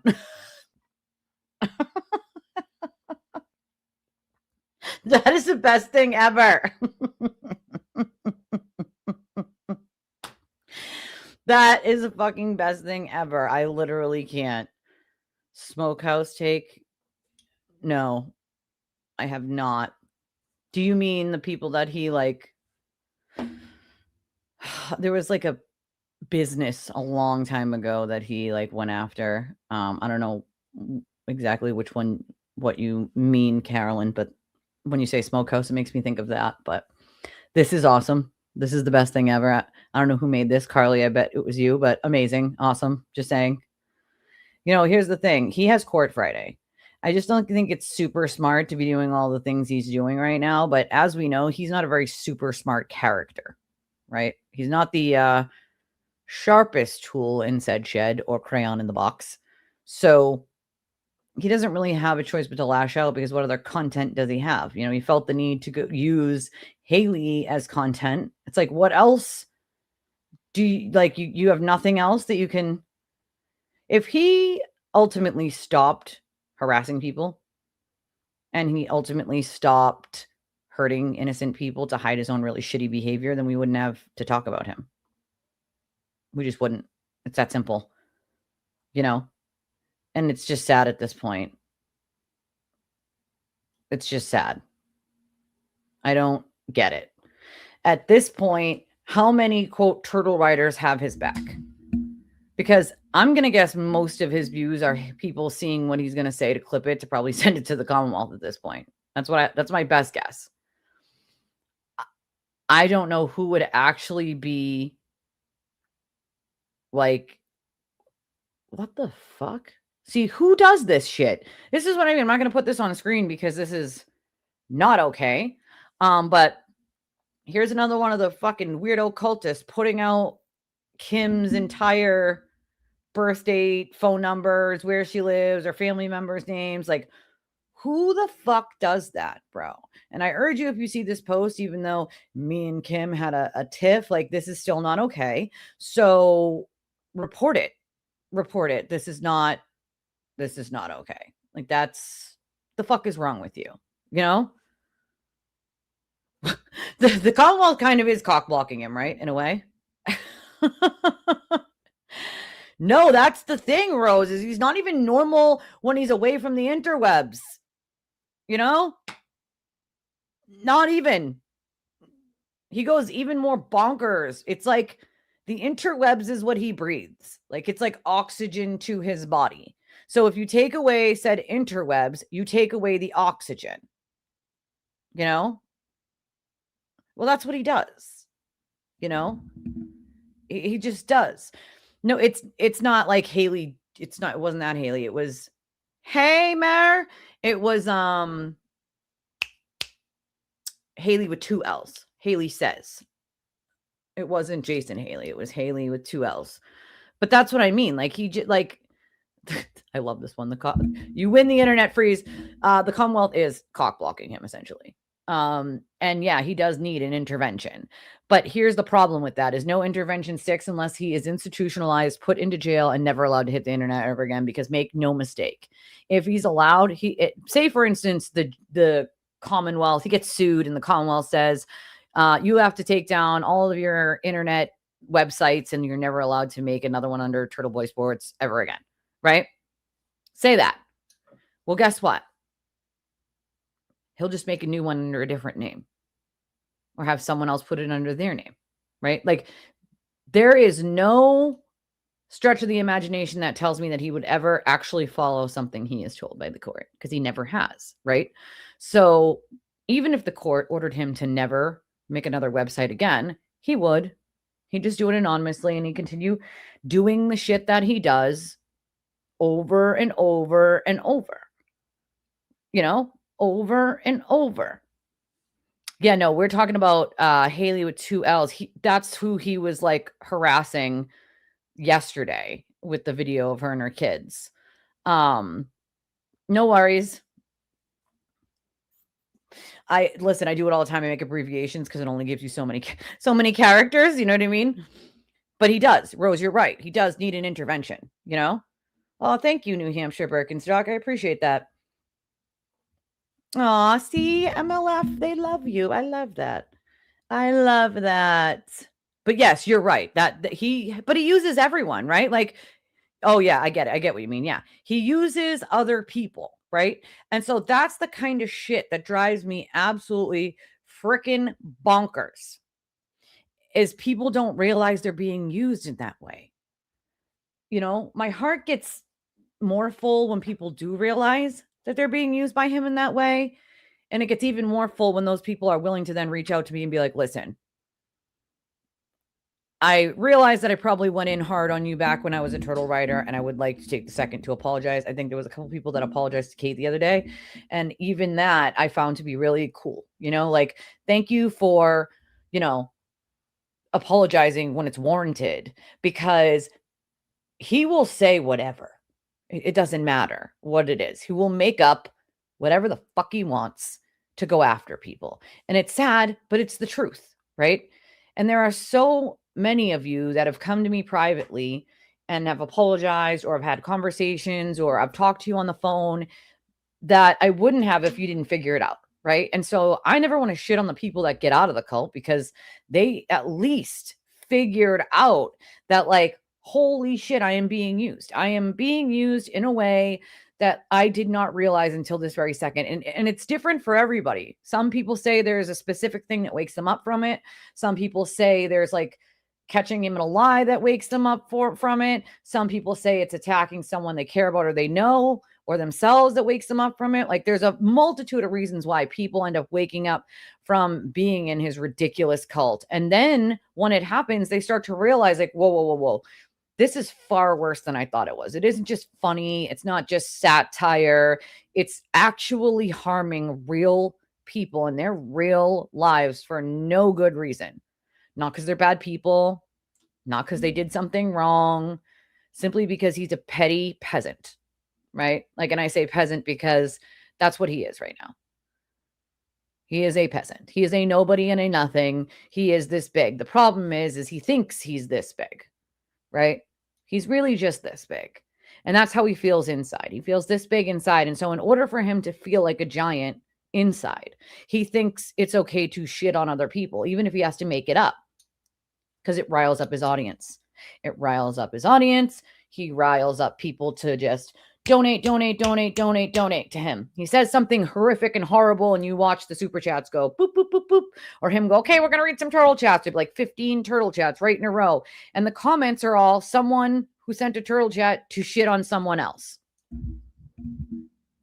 There are a lot of people looking to belong to something. That ain't it. There are plenty of communities out there that you can get involved in. There are plenty of places that people get along. I mean, to be fair, we're on one of the only places on YouTube where the both sides of Karen's case can coexist and not try to like be at each other's necks, right? And I appreciate that. I appreciate it, because there's not a lot of places. I know, good for you for that. There are a lot of other people who didn't either. Karen never did either. And I'm proud of her for that, because so many people want their money back now, you know? Right? You know, some people want their money. They're like, can we get our fucking money back, please? Like, that's a good question, Justice. I would hope not, But you have to imagine that he has threatened his ex-wife in the same way that he has threatened every other ex-girlfriend he's ever had, or really any other person he was jealous of or had some petty, weird, like, issue with. Like, I can only imagine he did the same thing. She probably just doesn't want to deal with it. And I can't blame her for that. I wouldn't want to either, you know? I really wouldn't want to. I wouldn't, you know, at all. Well, that was his point, right? Me bad so that you don't come here, right? It's easier to control you all as one large group and say, don't go over there. That person's bad because I said so, right? Like it's easier that way, right? I don't need, you did. You absolutely did. But don't, you know, like, listen, I'm one of those people that's like, listen, again, if anything taught me anything with my daughter's disease, it's that life's fucking short, right? There's no reason to like hold grudges like that. If somebody is willing to apologize and they've taken that step, which you got to suck up a lot of pride to do that. You do. You have to suck up a lot of pride to apologize. So if you're willing to take that step to apologize, right? You get respect from me, right? You will get respect from me. I will have a conversation with anyone, right? Aside from him. But I will have a conversation with anyone who wants to have a conversation with me, because that's the only way people are going to understand what's actually going on, right? And by the time someone's ready to reach out and apologize, though, they've quite figured it out on their own. You know, they have quite figured it out on their own. And so I don't need to help them. You know, I don't need to help them understand. And they've figured it out already, right? It's just sad to watch people be used in such a way where it's being used to like throw and hurl insults at other people. And if you didn't notice, most of his victims are women, poor people, you know, like that. It's the same MO over and over and over and over. So that's the thing. He needs it. He needs like constant, but that's part of being a narcissist, which I fully believe that he is he needs that constant validation, constant. 24/7 needs to be told how amazing and awesome he is. I don't fucking need it. Okay. I don't need a pat on the back. I don't need a cookie. I don't need a fucking medal. I don't fucking need it. People are going to choose to donate to my channel if they want to. They're going to choose to super chat or super sticker if they want to. They're going to choose to get a membership to the channel or gift memberships if they want to. I do not need to hear people tell me how fucking amazing and awesome I am every 10 seconds. And if they say one thing or ask one question, I'm not going to tell them to go die in a hole, right? Like that's his thing. Like, nah, go die in a hole. Ma, I don't like what you said. And I'm going to go off on a tangent and tell you to die in a hole. And you have to donate $5 or more. I'm not going to read it. Like that blew my mind when I first heard that. Has to be $5 or more. Well, what if someone had $2 in their PayPal or, you know, $2 in Google Play points that they wanted to convert to a super chat? Like, why is that not good enough? Because it's only $2. Like, only $2 adds up if a bunch of people give $2. So I don't know, like, why does he think he's better than what anyone could afford to give him if they're willing to give? Like, I don't get that. It never made sense to me ever, you know? It's water under the bridge at this point, Wendy. You know what I mean? Like anybody who's willing to like recognize that they didn't realize what was going on, but now they do. Like for me, it's water under the bridge, you know? Little man syndrome. That's a good way. Napoleon complex, you know? Napoleon complex. I mean, a lot of people want to stay out of it, and I don't blame them either at the same time. You know, I don't. I really, really don't. The dramatic reading. I wasn't there for that. A lot of people's art, but I did not. I did not listen to it. I was dead asleep. I was passed the hell out. Like I was so freaking tired last night that I ate my dinner. Oh, thank you. It's my space buns. I did space buns, although they were not cooperating with me this morning. So I had to use a couple bobby pins to get them to like stay in place. Like just stay, goddammit. My hair is very long. So when I'm trying to wrap them into said space buns, they were not holding where I wanted them to hold. So there were bobby pins used in the making of these space buns. Okay. There were. It does. It takes humility, self-reflection. And you're right. Not everyone is capable. There are some people that realize what's going on, but they don't ever bother to like apologize. What they do is they just kind of disappear into like oblivion and they just never come back, you know? And that's okay too. Like, that's okay too. I get why they don't want to. I get why they don't want to be seen. I get why they don't want to deal with it after that point. Like, I'm not knocking anyone for doing it. I totally understand it. I do. I totally understand it. What the hell? Hold on.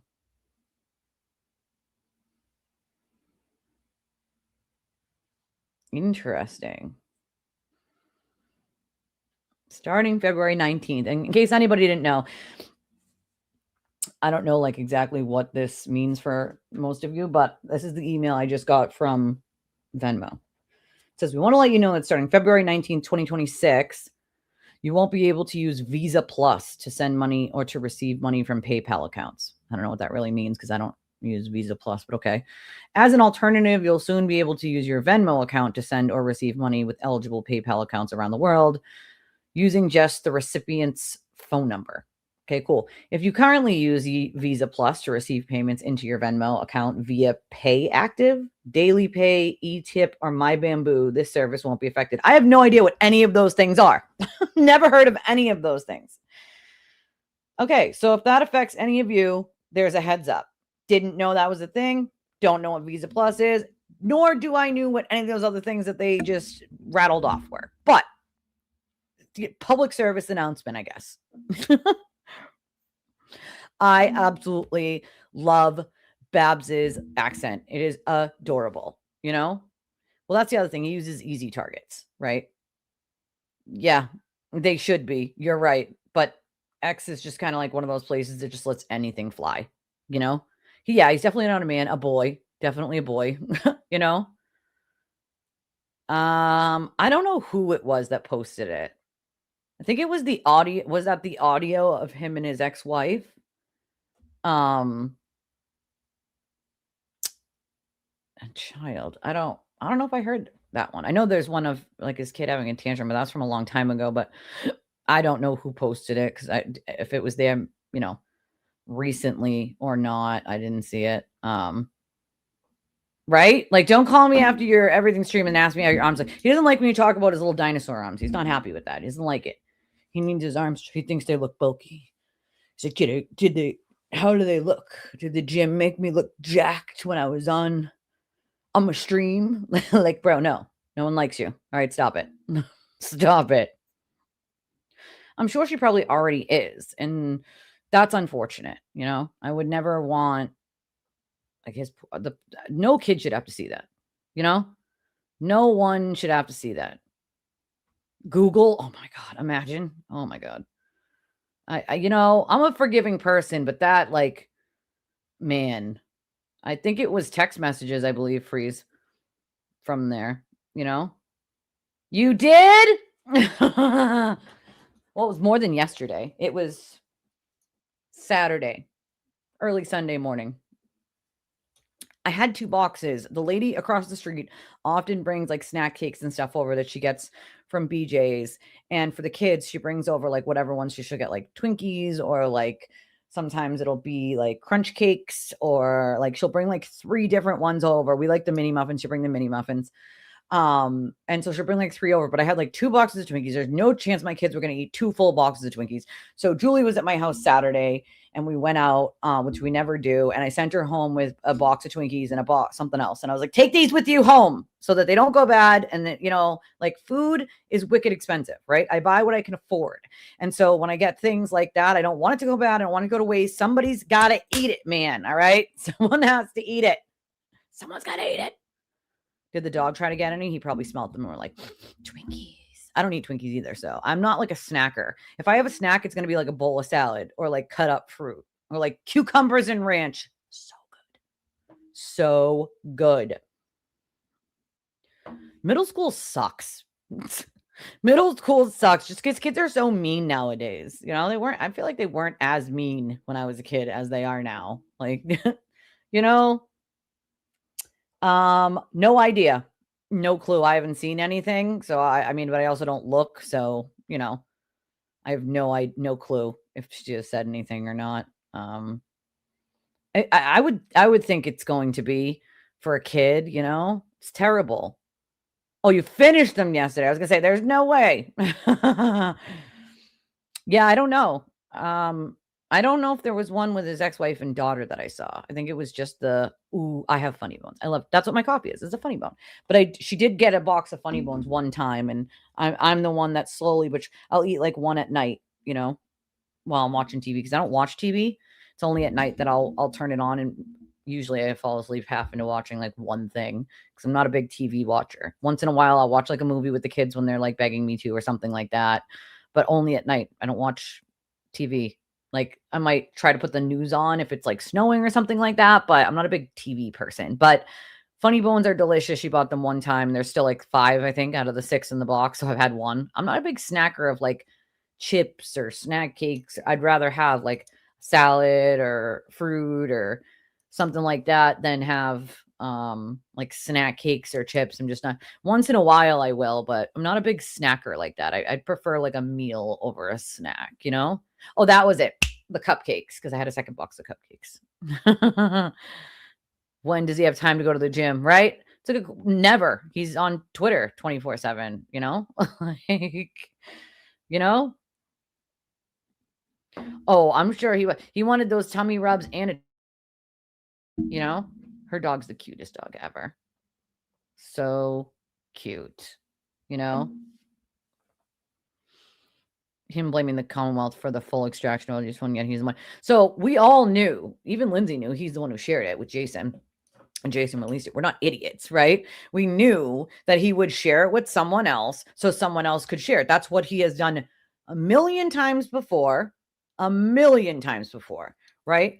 So we knew that there was a good chance that he was going to do it, and boom, the extraction is leaked. And well, obviously, it's in discovery and it's impounded, which means only one person. If she didn't, there's only one other person, and the Commonwealth didn't, there's only one other person that could have leaked it. Him. That's it. Only one person who could have leaked it. Aiden himself. And so we knew Aiden gave it to Jason to leak. We knew that. There was no other possibility there. It's under an impoundment. He's the only person who has it. Obviously, he gave it to him, right? And so then there was some denial about him giving it to Jason or him telling him to release it. And it's like, I get it. Plausible deniability probably on Jason's behalf, but like, let's be fucking honest here. He gave it to him with the intent for him to release it. There is no other intent. Why would you give somebody's full extraction that you've been going after for God knows how friggin' long? Like, no one's an idiot here. Nobody was born freaking yesterday, you know? Like, come the fuck on with it. Yeah, actually, I think they did an article not that long ago about how kids are being like way meaner to teachers these days. And I'm like, my kids would never. They'd be grounded for life. Talk shit to your teachers, bro. You would be grounded for life. You respect your elders and your teachers, most certainly. You definitely are not going to be talking back to your teachers. Like, that's not a no. Nope. My kids know better. You know, but some kids, I'm like, you know, what are these kids doing? Like, did they have any adult in their life that is told? Like, sometimes I feel like the school doesn't also tell the parents, and then it's like, how can they correct it? You know, I don't get it. Yeah, I mean, I don't know why. It's ridiculous at this point, the shit that he yells. So why is nobody calling out the hand signaling by TV's lawyer? Absolutely in plain sight, yet nobody addresses this. One of the judges did the same. Nobody mentions why. Well, I mean, there wouldn't really be a reason why, you know? I don't understand. I mean, I guess I don't get what you mean by hand signaling. You mean like doing something where Aiden says something or doing something? Like, I don't know what you mean. Like, is he... Like, because here's the thing, Bradle's an unethical piece of shit, something I've gone over a million times. He will do whatever, including if he's got to do fucking, you know, hand signals. Shopping cart. Sprinkler. Like, I'm not kidding. Like, if he has to do that, he has to do that. And I think you mean Judge Doolin, because I have no doubt in my mind, I've gotten some information that I haven't yet been able to confirm with like a picture or anything yet, but that Bradle plays golf with Judge Doolin, which isn't too far-fetched for me. that I fully believe that's why Judge Doolin thought this was all just a funny haha joke. Also, probably part of the reason why Aiden got a different judge altogether, so that none of the judges in Dedham had him. And I believe that's because there was too many conflicts going on that were unexcusable at that point. So I don't think he's going to get away with that same crap with this new judge who's from Plymouth County, although they are going to the Suffolk County courthouse. Keeping It Real actually works there, so she'll be seeing him on Friday. See, I'm not a big snacker of like snack cakes or chips, if that makes sense. You know, it's very nice. Well, that's the lady who's like driveway we shovel and like make sure she can get out and stuff. And she does it for the kids that live next door to her, which are our neighbors and also friends. They have 4 kids. So she does it for them. So one day I asked her, I said, oh, you don't have to do that. Like, it's so nice if you don't have to do that. And she was like, well, I get it for the kids next door and I didn't want Riley to feel left out. And I was like, she didn't want the kids to feel left out. That's so cute. Because they all play together. All of them. All 5 of them. Like all the kids from the neighborhood. And all summer long, they, rode scooters and rode their bikes and played with their skateboards and shared rollerblades. And like, all summer long on the street, back and forth, all summer. While we sat right there. My neighbor has like a big outside porch and we would like facing the street and we would sit right there. And they're dead end streets. So like, there isn't a lot of traffic and we would sit on the porch right there and watch the kids play. And she was like, I didn't want any of the kids to feel left out. It was so cute. And I was like, you don't have to. And she likes to. She doesn't have kids, little kids. So if it makes her feel good, like, and it, helps the kids, like, I love that. I love it. That's who we took our cat from because she had a boyfriend who left the cat and she has dogs and the dogs were like trying to chase and eat the cat. So she didn't want to have to keep the cat in one room. So we were already looking for maybe a kitten for my daughter. So for my youngest. And so we took this one from her and the cat fits right in. Her name's Dora and she's exploring, Oh, I bet they were good. They're fresh. So, right. Which gym is that? It's everyone else's fault. And Chastity, you have a good point. Here's the thing. Now I have explained this multiple times. Multiple freaking times, okay? Tully is not responsible for redacting what is in a phone extraction. He is a trooper, okay? You know who is in charge of doing that is the prosecutor. And at the time, the prosecutor was Mello. Mello was very sick. He was in and out of the hospital. Hold on a second.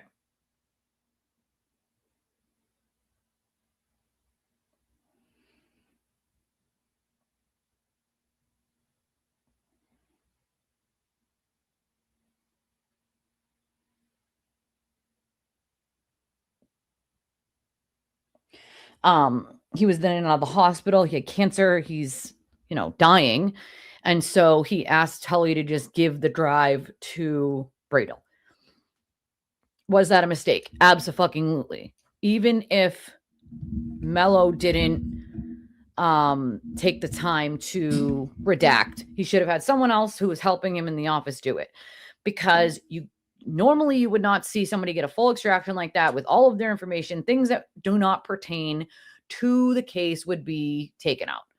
That didn't happen. I've never seen this happen before. I don't think anybody could have ever predicted that would happen. But Tully not only would not know how to do that, it's not his job to do that, right? That's the prosecutor's job. So it's like, I don't know how we're blaming Tully. And Kate doesn't work there. So I don't know how that correlates, like you can argue like you don't like Tully and you don't like Kate, but you can't argue that like somehow, some way Tully, who's not responsible for redacting anything, that's the prosecutor's job. That's their job. Grant knows that, right? He's gone to school. He knows whose job it is. It doesn't make sense to say like, oh, well, it's Tully's fault. Like all he did was take the drive and give it to who he was told to give it to. It is not his job to do that. He, in no circumstance would he be the one to redact that stuff. So I don't know why this narrative is still a thing, to be honest with you. I really, really don't. I don't. I get it. Like people do shady shit. You want to argue that? Cool, that's fine. But you have to, when you're arguing that someone did something, you can't just say they did it. You have to have some sort of evidence that they did it. Otherwise, you're screaming to the void that someone did something with no evidence, and that can hurt someone's reputation, life. Like, that's not okay. You know? They are banned in some schools. Thankfully, my kids all, I mean, my youngest doesn't have one, but my older two didn't, like, none of them were ever caught with like a phone or it taken away or anything crazy like that from school, because they knew. Yeah, that's very true, Sam.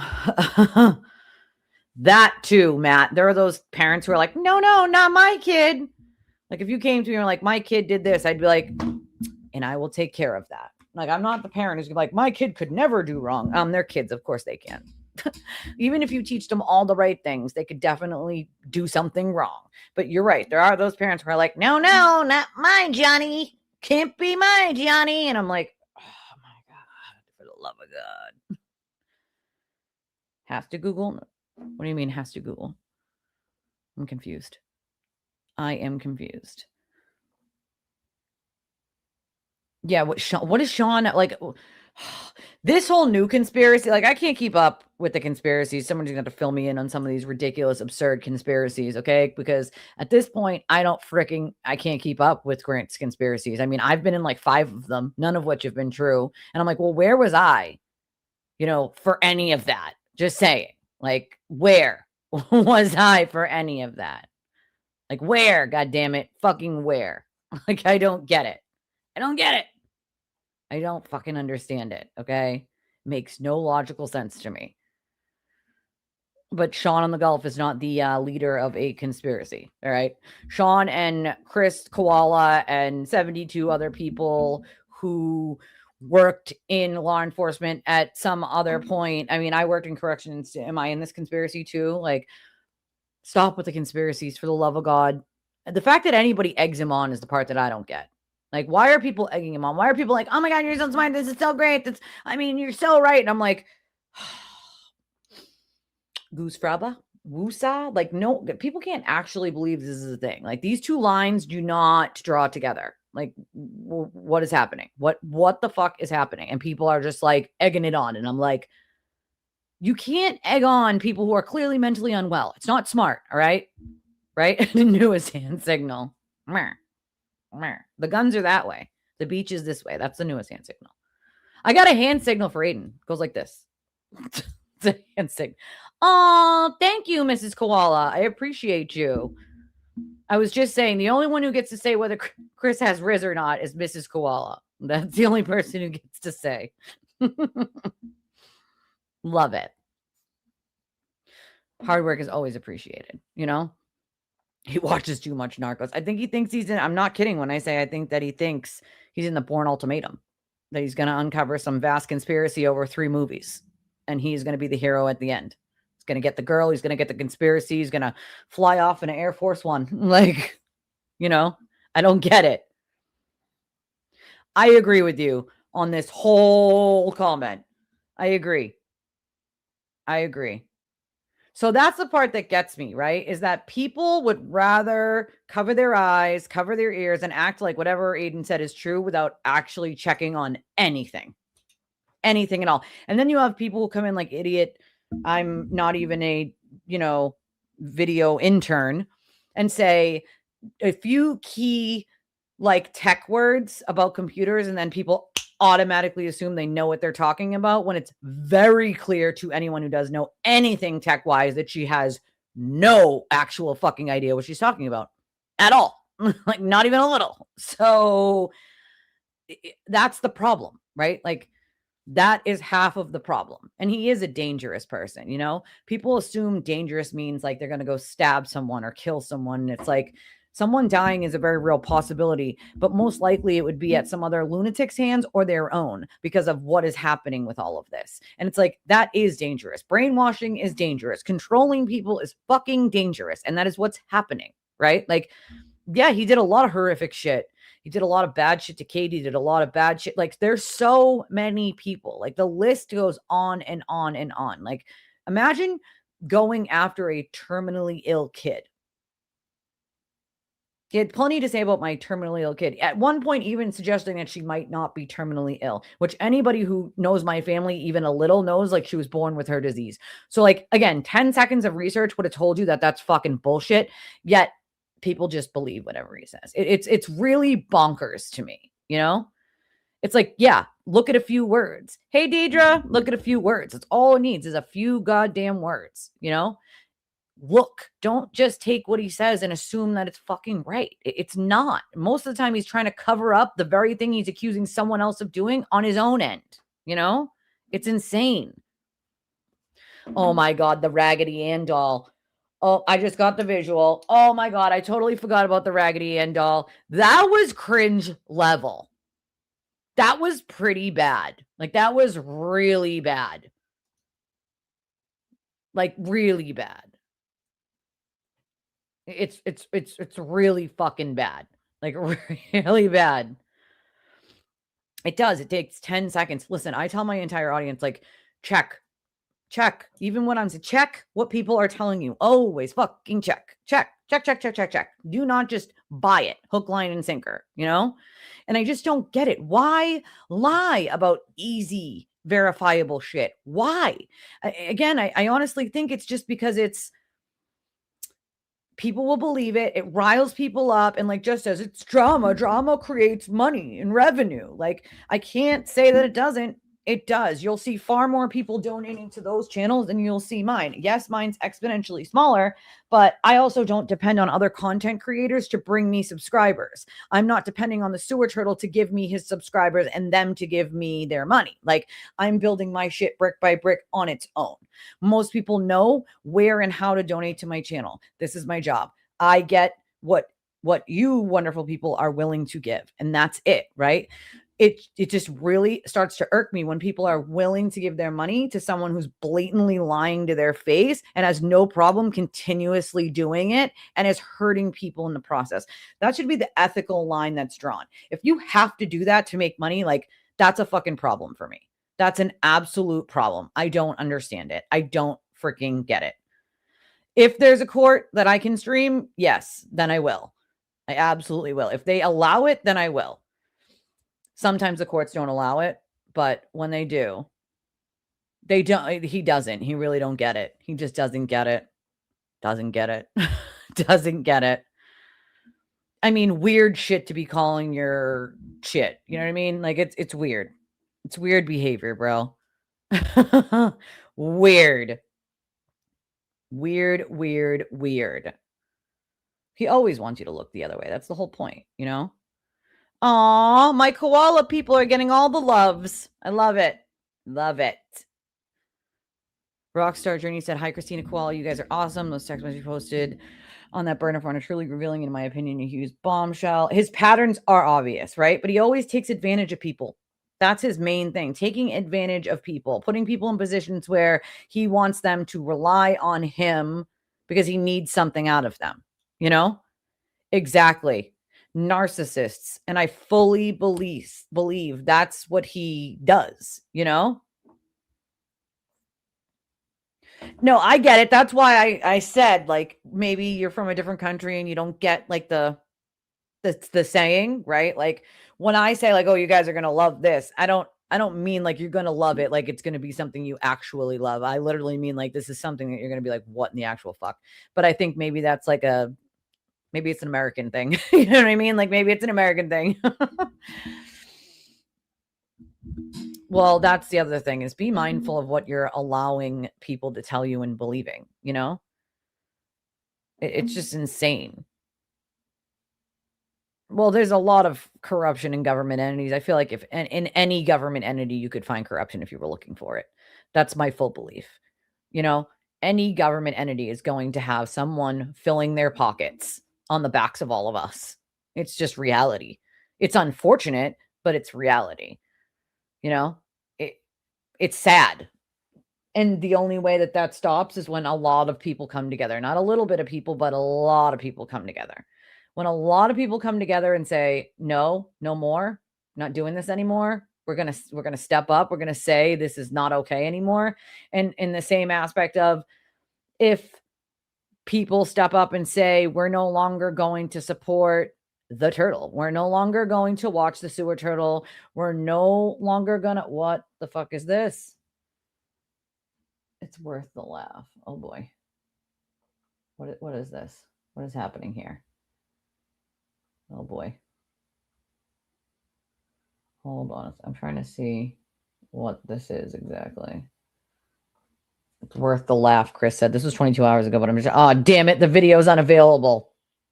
Damn it, Chris. It was like a Ray from Dallas thing. And Chris was like, it's worth the, click the link. It's worth the laugh. But I think he means like, cause the thing was taken down, that's the laugh. Hey, Babs. Are you feeling better? Are you feeling, oh, we're hoping that you're feeling a little better. You know, you got to get better for us. You have to. It's a thing. You got to.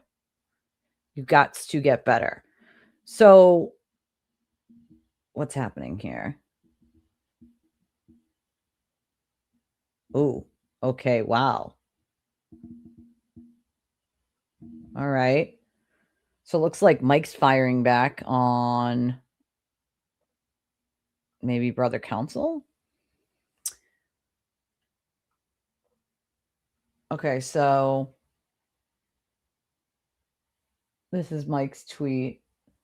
He said, no gatekeeping here. Also, my stepson is way successful. He bought a house last year and makes more than 10K a month every month. Good for him. Just not desperate enough to try to monetize my family. The constant lies are getting ridiculous. Also, thanks, Trump, for devaluing the dollar. I'm up 5,000 this week, and it's only Wednesday.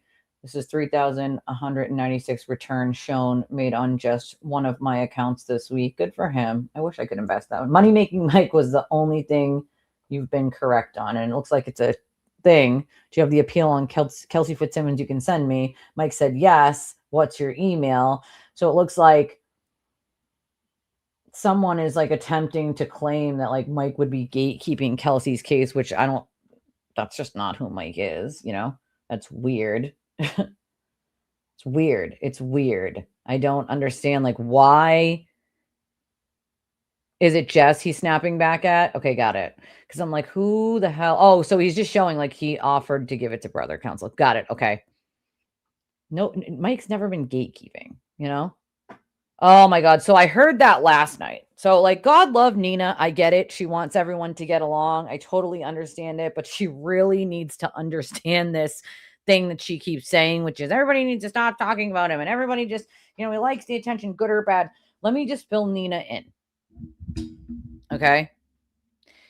He will never stop. If you stop talking about him, that is what has allowed him to do all of this damage to all of these people for as long as he has. Okay. For as long as he has, 10 plus years. All right.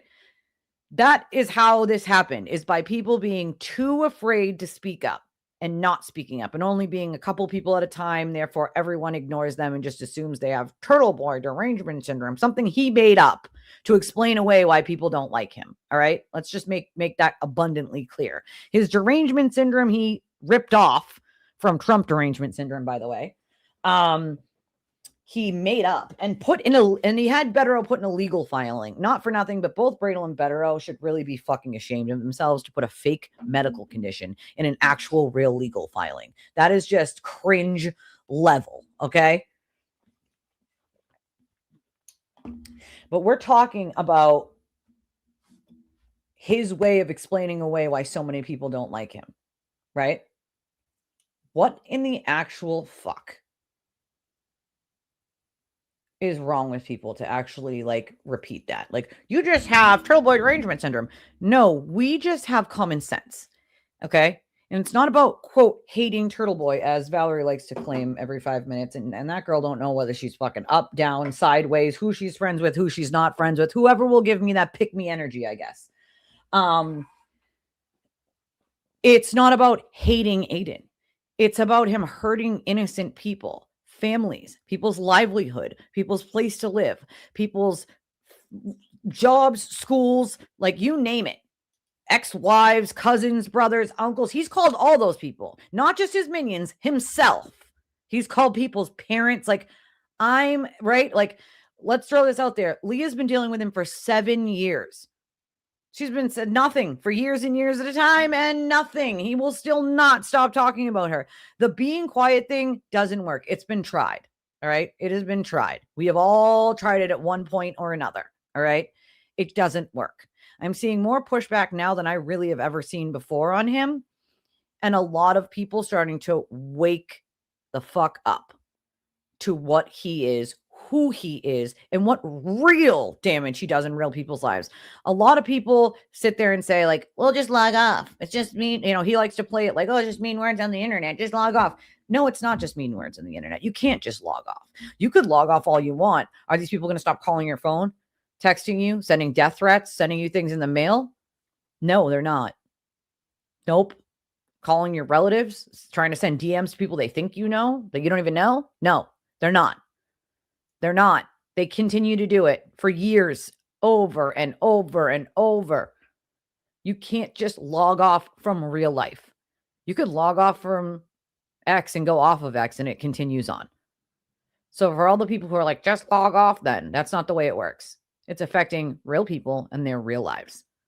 Simply because he gives a dog whistle, says someone is bad, goes on a tangent about why they're bad, gives his fake receipts, gives his fake text messages, gives his fake documents that he had someone else send him, or runs on gossip that someone told him something was true that totally isn't. He doesn't check. He doesn't do 10 seconds of research. He doesn't. He never has. Never has.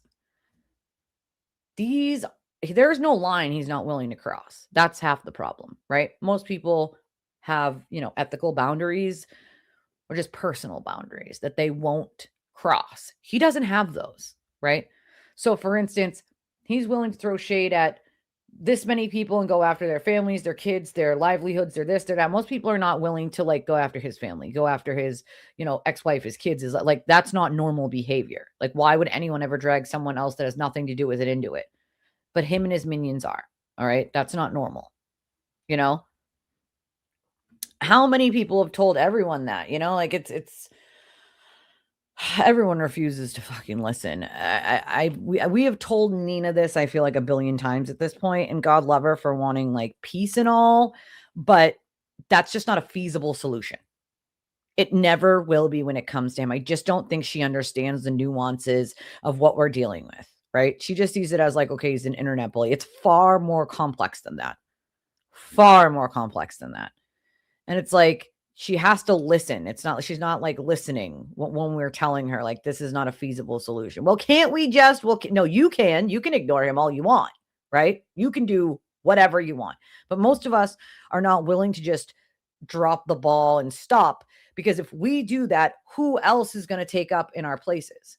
There are not many content creators in general that are willing to take this up because they lose money, they lose subscribers. And then it's a headache, right? It's a headache. It's a suck of energy. It's a suck of like your mental health. So like, yeah, no, content creators are not wanting to take this up. They're not wanting to fight to stop this. They're not wanting to fight on the behalf of any of the victims. They're not willing to do any of it, because then they have to deal with their own lives being upended. They're losing money in their streams. They're losing money from subscribers unsubscribing or not subscribing because of him spreading rumors. Like, no one's really willing, except for a handful of people, to do this, right? And so if I disappear and the other couple people disappear, he wins. That's what he wants. That's why he does what he does. So everyone will shut up and go away, right? 8 degrees. We're supposed to get like minus something, I think, tonight or tomorrow. And I'm like, minus already? His attorneys did copy Trump. But like, yeah, Mike's not a gatekeeper. Mike's never been a gatekeeper. That's just a weird thing to claim. It's a weird fucking thing to claim, Jessica. Stop it. Really. Yeah. Why go after Jay Brill? For what? Like, it's clearly that he needs, new content, new people to go after, it is dusty. It's extremely dusty, but that's the thing, right? Like, how, as his cultist, do you not see the same plays coming over and over and over and over? How do you not see the patterns? How? I don't get it. I don't understand it. Make it make sense. Someone make it make the fuck sense to me. How do they not see what's right in front of them over and over and over? It's like mind-boggling. until they do see it. And then when they do see it, it's like, okay, now you feel a little bit better because you're like, if you saved one person from the cult this week, then you feel good about it, right? Then you're like, all right, okay, good. We saved one person from the cult this week. Maybe next week we'll save one more, right? Makes it worth it. I mean, they're not always dumb people. A lot of people get sucked into it that are smart and just don't realize in the way that they're being used right away. And it takes a little bit, you know? Yeah, there is no just like ignoring him. Well, that's the other thing is she jumped into a space about him and often tweets directly at him all the time. So it's kind of like, take your own advice first before you give it to everyone else then, if that's the case, you know? If you want everyone else to ignore it, you kind of got to do it yourself then, if that's what you're propositioning at this point, you know? Like, God love her for wanting everyone to get along, but you know, I did try to listen to her spaces with JFK and in the Glarer, and I couldn't because she muted everybody all the time. If they said something that she didn't like them to say, she muted them and then kept saying, well, it's my spaces. It's my spaces. Okay, well, that's great and all, but then don't let people up you don't want to speak. It's kind of how it works. You know what I mean? Like, don't let people up that you don't want to talk. Otherwise, it doesn't make sense to just keep muting everyone and saying, I don't want you guys to say that. I don't want you guys to talk about that. And it's like, they would get like a flow of an actual conversation happening and then she would mute them all and then be like, it's my spaces. Like, okay, we all know that it's your spaces, but if you want to run it like that, no one's going to want to go or listen to your spaces. That's the consequence of that is no one's going to want to listen to your spaces or go on your spaces if you're going to mute everyone every time they say something that you don't agree with or that you don't like specifically. And it's like, at one point, I think she said like JFK was like piling on or something. And actually JFK was being like very reserved. And I'm like, am I crazy or is everybody else seeing what I'm seeing? And like, I'm just not, I don't see anything crazy happening here. Like, I mean, you know, like I don't get it. It just doesn't really make sense to me, you know, like come the hell on with it. So I'm like, if you're going to do a spaces, yes, it's your spaces, but everybody doesn't need to hear that it's your spaces every 5 minutes. And if you're going to do a spaces, then don't let people up that you don't want to talk because they're talking. And then all of a sudden, Nina has muted everyone. And then she has to go on this 3-minute tangent about how it's her spaces and how she needs everyone to get along and how she felt like one person was getting a little overbound with the other person. And it's like, well, then don't let them talk it out. That's what's going to happen, right? Like let happen what's going to happen or don't do a spaces. Because like those are the cons. You cannot control what every one person is going to say. And if you're going to try to control what people say, then don't do a spaces, dude. Don't do spaces. Because no one is going to want to listen to or engage in your spaces if you're just muting everyone every time one person says something that you don't like or they get if they get a little louder. Like everyone's different. Like I'm loud and I talk fast. It's just me. It's the Spanish and the Irish and the Congolesian in me. All right, I'm a weird mix. I talk fast and I talk loud. Every person is different. They have a different personality. They speak a different way. They make different mannerisms, right? Every person is different. And so you cannot control what one person does because you don't like that person speaks like that or talks like that or says some word that you might not like. Then don't run a space because it's just not going to work. You know what I mean? We're glad you found us, Carolyn. Yeah, I mean, I tried. I tried really, really freaking hard. Poco, just a little bit. Lost it a long time ago. So my mom was adopted. She's Spanish, but she was adopted. So she was never properly taught Spanish because she was adopted into a white Irish Catholic family. My grandparents were white Irish Catholic that adopted my mom. So in the foster home, I think it's Catholic Charities back then. So I was like, she was a baby. They called my mother the brown girl. And so when my grandparents picked my mother, this is a sad thing about way back in the day. When my grandparents went there to sort of like pick a child, right? And they were like looking around at all the kids, trying to play with all the kids, look at the babies. And my grandfather just had a good connection with my mom. And the lady from Catholic Charities made a comment about, and because we got my mother's like adoption files later on, said something to my grandparents about like, don't you want a white baby? And my grandfather was super offended. Then there was one time that they went to the doctors, and the doctor made a comment and said, well, I'm shocked that they put the brown child with a white family. My grandfather nearly hit the fucking ceiling at the doctor's office. Like, I'm sorry, what? So at the foster home, they called my mother the brown child, the brown baby. That's what they called her. Like, what in the what the fuck is wrong with people? Like, why does it like, and my mother's not like super dark. She's like me. She's lighter. Like, she gets a little darker tinge. Like, I get darker in the summer, obviously, but like, we have like a very mocha look to our skin when we're out in the sun. Obviously, in the dead of winter, I'm pretty freaking white right now, but I get like almost like a yellowy sort of brown tinge to my skin. I'm very like mocha, like toasted a little. And when my mother was a baby, she had that skin tone. She's a little darker than me.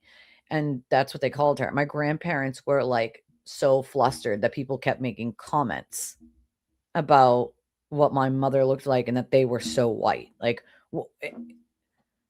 why does it matter? You know, why does it matter? It doesn't. And my grandfather made that point. Like, we love this child. Like, why does it matter? You know, my grandparents really wanted kids, and they tried for a long time. And just, I asked my grandmother once, do you know what it was? And she said, no, we never, because back then they didn't know like whether it was him, whether it was you, whether there was just nothing wrong and it would have just taken you a long time. And so they didn't know, but they knew that they had tried and they didn't get pregnant. And my grandparents really wanted kids. And so they ended up adopting my mom and then my aunt a couple of years later. So 2 girls, and they loved their kids. It's like, I can't believe they had, and when I was reading that in the adoption files, as my mother was a baby, she didn't know either. So we're sitting there reading it, and my mother's like, I cannot believe they said that to your grandfather. Like, knowing my grandfather, like, she was like, I cannot believe they said that to your grandfather. Like, listen, I get it. You know, I get it. Yeah, a little bit. You're right. I speak it a little bit. A little bit. You're right. Just a teeny bit, you know, just a teeny bit. Right? It's Spanglish at this point. What?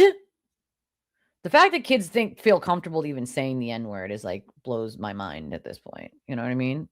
The Mexicans are only thinking, you have a good tone though. You're darker than even like me. In the summertime, we like will probably match because I get pretty dark in the summertime. I get really white though in the wintertime when I'm not out in the sun. Like I should probably blend in with the wall at this point. But my Spanish totally comes out in the summertime. I get very dark. Enough to get me in trouble, but not back out. That's so funny. Yeah, I can't believe that they said that to a child. Like, what the hell is wrong with people? Really though? Like, this is a kid. Like, who the, oh man, I'm telling you, you're very olive. You probably do get way more. Listen, I get pretty dark, but you probably do get darker. You stay darker though than me, definitely in the winter time. I get super light in the winter time, and that's the word I was looking for, like an olive complexion. It's more like, mine's more like a yellowy brown olive color that my skin gets in the summertime when I'm out in the sun. I remember way back in the day, it was like super cool to go tanning, and I would always get the darkest, you know?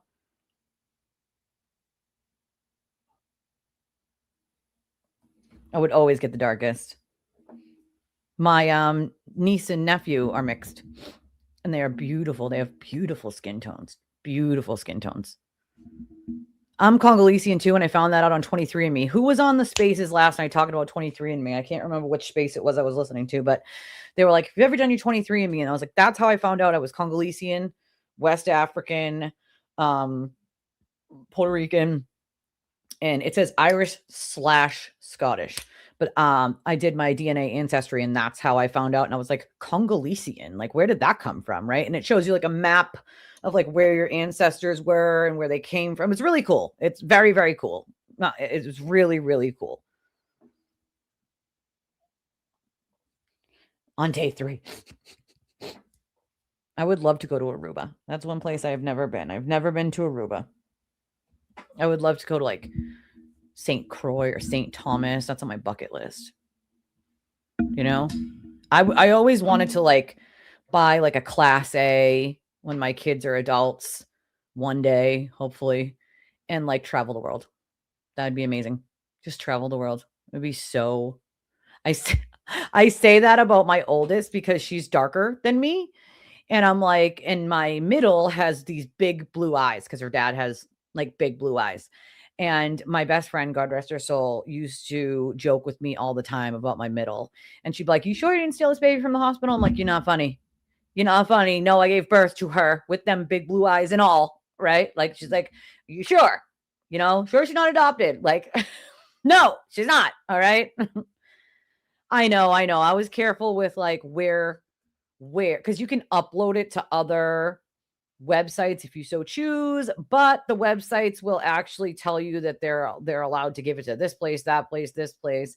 I really did it because my mother is adopted, and I wanted to know, because of my daughter's rare disease, if there was something like that ran in my mother's biological family line. Otherwise, I probably would have never even thought about doing it, simply because like sharing it or letting someone share my DNA gives me the heebie-jeebies. But I really wanted answers. I really wanted answers to my daughter's very rare, less than 200 people on planet Earth have it. And I wanted to see because it can be genetic or it can just happen.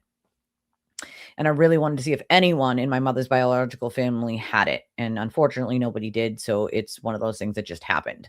But that was the only reason that I chose to do it, Ooh.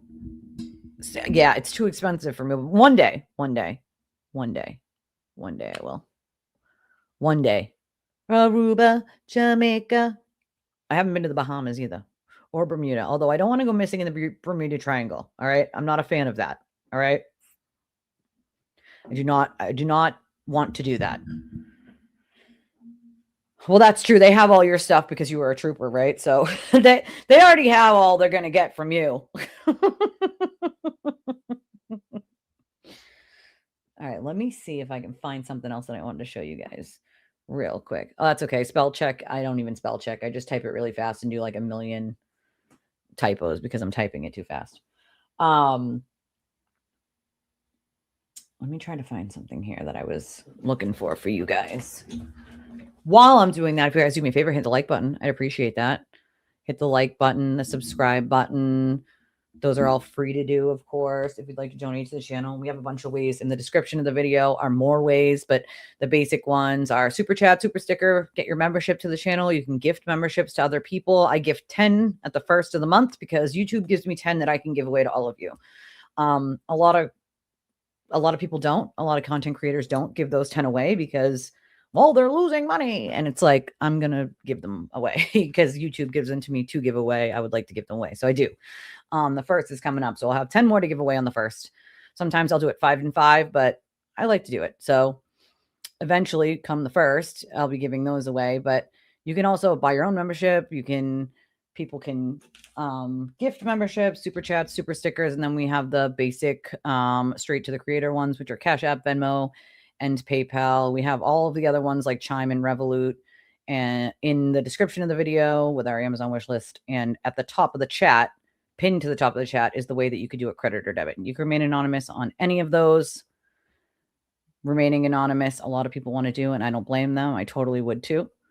So you can remain anonymous on any of those. I have locked down my Cash App and my Venmo, so nobody can see my incoming or outgoing on any of those. You don't need the sewer crew and their nonsense trying to pull those. They are insane people.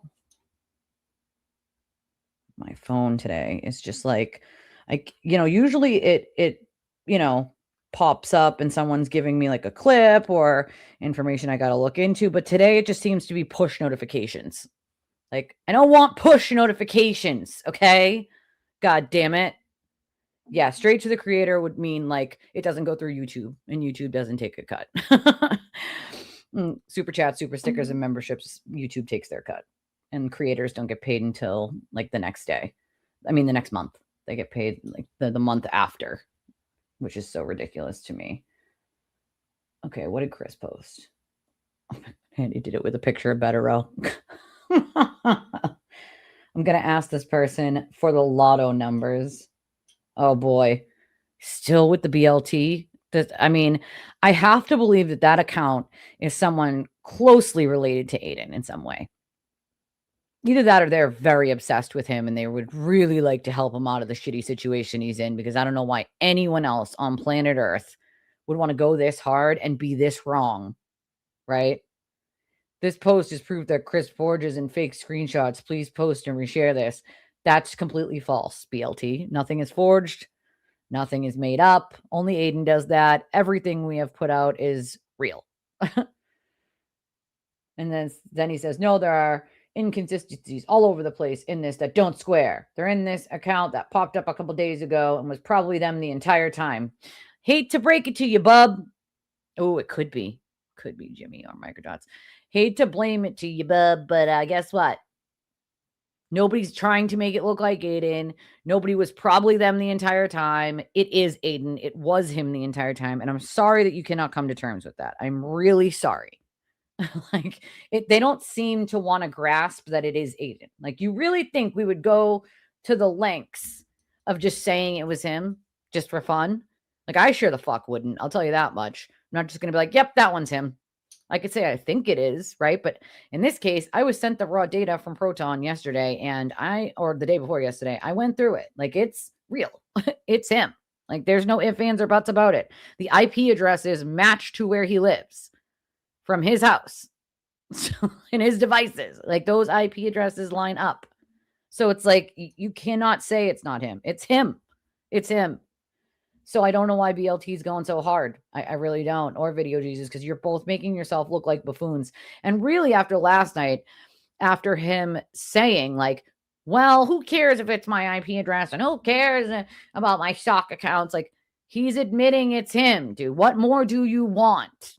Like, what more do you want? Even that they try to spin and be like, well, he didn't actually say that 5150 account is me. He could have meant a different account. And it's like, it's mind-numbing.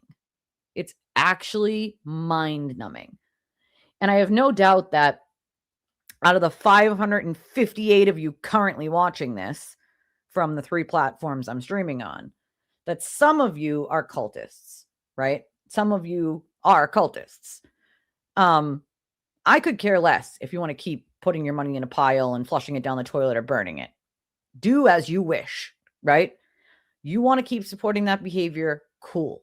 What I will say is, when ultimately he burns you, as he does to everyone, or tells you to die in a hole because you said something he doesn't like, or goes after your loved ones because you breathed the wrong way, don't come crying to me, right? Because this is the shit he will continue to do. If you have not figured out yet that he is completely diabolical, there are no lines that he will not cross, and that he's willing to lie until the cows come home, then there's nothing else that needs to be said to you. There's nothing else that needs to be said to you. Look at, as soon as I said, no doubt some of you are cultists, I saw an instant reduction. I see you. I see you. I'm just saying. I know that some of you are cultists. This is, you know what I mean? Right? Don't be intimidated. He's not that intimidating. All he can do is talk shit, realistically, you know? So this person said, like clockwork, it's not him. The receipts are fake. Even if it's him, there's no wrongdoing and it's Meredith's fault. These are all the excuses that they use. And this person actually, you know, hit the nail on the head. These are all the excuses. Those are the same excuses that are used all the time. Chris said, but we need to add 5. We don't care. we don't care. I don't care. They don't care. You know, like, come on, man. Like, come the hell on. That's the other thing. Like, Aiden is attempting to do a quid pro quo. Now, if you don't know what a quid pro quo is, it is you are going to do this and I'm going to give you this. So it's a deal, essentially. What you can't do is you can't try to make witnesses lie for you in order to not go after them anymore, right? Like, that's not a thing. You can actually be charged with that. That could be a crime. If the state so chooses, they could charge you with that. But that's not out of the wheelhouse of things that Aiden has done. At one point, Aiden tried to blackmail Lindsay's kid's father with like $5,000 to say bad things about Lindsay. At one point, he offered to hire a lawyer for Frankie to go against Lindsay. Like, he did hire a lawyer for Mary Bagwell to go after Lindsay. Like, these things all happened. He has more than one time offered someone money, a lawyer. Jean, they paid her lawyer. They got her warrants cleared, right? So more than one time, he has tried to buy or bargain his way out. If me or you or anyone else did that, what do you think he would say? Chat, anyone? What do you think he would say if me or you did any of the things that he did? I'll wait to see what you guys say. I'm intrigued to see what my chat thinks he would say if it was me or you or anyone else besides him that did the shit that he does, including trying to buy their way out of their criminal cases or buy their way into giving some sort of spiteful lies against someone else. Because he's done this. He has given people things for them to lie about someone he doesn't like simply so other people will go after them. Deidre, you hit the nail on the head. That's the first thing he would do, right? That's the first thing. Hello, officers? Did you find my shoe yet? Officers, did you find the shoe? The $1 million question is, did you find my missing shoe? Right? Dude, he filed a police report on the Harry Tuttle Twitter account. You can't make this up. He actually did that. He actually went to and funny enough, I think it was John Barron that said, like, how much you want to bet, Aiden, you're going to run down to the police station? She's like, I'm not going to do that. And lo and behold, he already had. So it's like, right? Look under Couchetta, man. Like, maybe that's where your shoe is, under Couchetta. Along with your key fob. There's a key inside that, by the way, bud. There's a key inside your key fob, in case you were wondering, you know?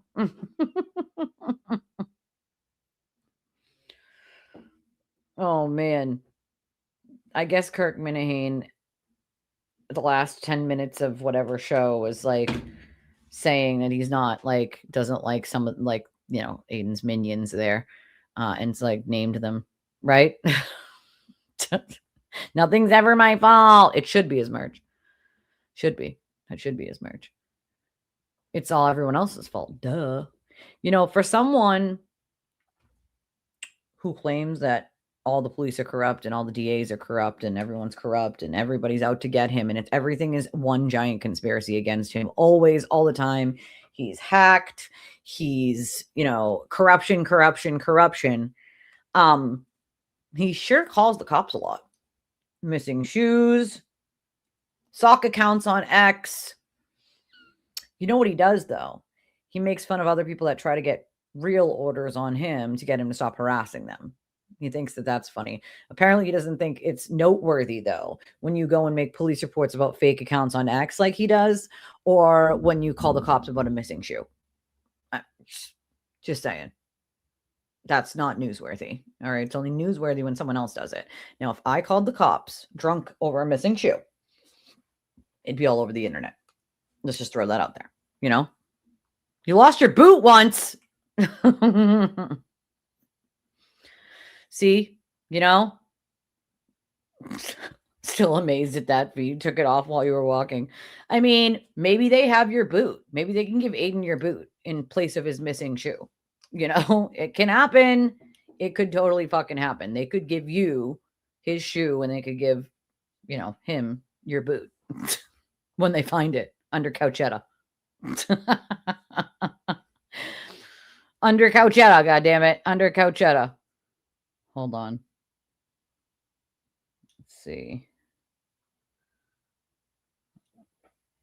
Oh, I heard Will was coming here. Is that like a truth? Is he actually coming to Boston again? Like, is he doing that on Friday? Is that like a real thing? And also, I would like to know who's paying for it this time. Who's paying for it, Will? Because all the past times he's come here, he said that he was so poor, someone else had to pay for it. Someone else paid for his plane ticket and his hotel and, even though he was making money hand over fist from the Karen Reed case, he apparently did not have enough money to fly out here on his own or pay for a hotel, you know? Oh, hey, koala. I mean, I'm just wondering, asking for a friend, who paid for it this time, Will? We know it wasn't Aiden, so you don't have to pretend like it was Aiden. That guy's the cheapest guy on planet Earth. He wouldn't buy you a lollipop. So, I mean, we know it wasn't him. So who this time? Maybe Jess is just going to pay for it for you, Will? She made so much money last month. Maybe she's willing to pay for it, you know?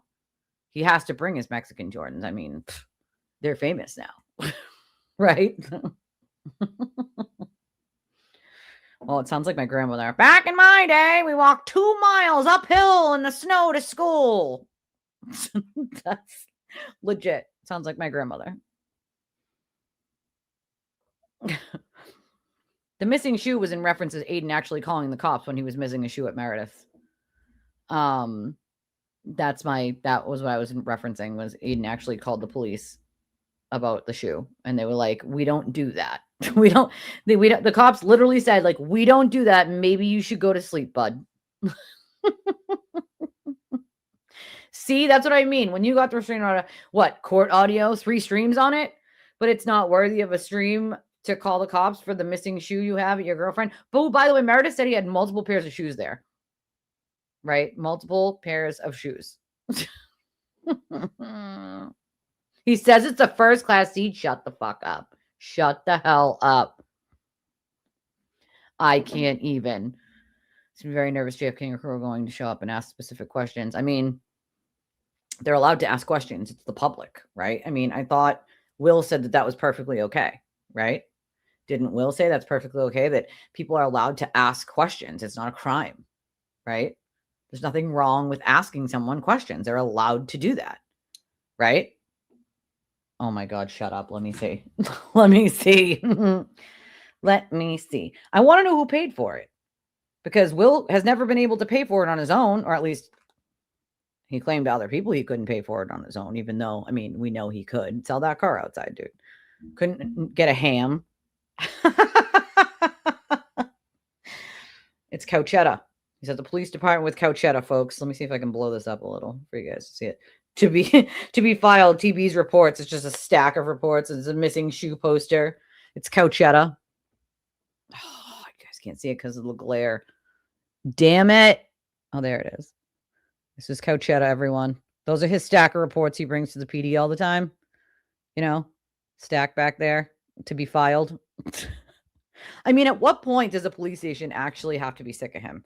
The Holden PD was helping him for quite a long time, and I found it to be really gross. Like the lengths that they, even in one of Kate's hearings at the Leominster court clerk, literally, and this is audio that you can get. It's out there. It's you know, you can FOIA it and they'll give it to you, like public records request or whatever.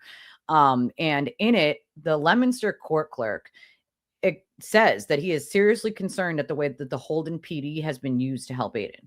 That's a big statement to make by a court clerk in open court. Okay? In open court. That's a seriously concerning thing. Couchetta's pregnant, you know, because all that stuff he likes to do on Couchetta, you know. Yeah, I mean, hello, free speech, but he doesn't want to be asked some questions by JFK. I'm saying, you know. Yeah, that was probably one of the funniest things I've ever seen someone be bold enough to say, especially when you're talking about Boston. Let me fill you in on a fun fact when you're from here. We're not too keen on like a ton of outsiders. I'll just throw that out there. And when someone who's not from here says some really dumbass shit, like you have to check in with me when coming to Massachusetts and you're from like Tennessee or wherever the fuck he's from, you're asking for someone to challenge that, sir. People from Boston don't give an actual fuck. Let me just fill you in on that little story.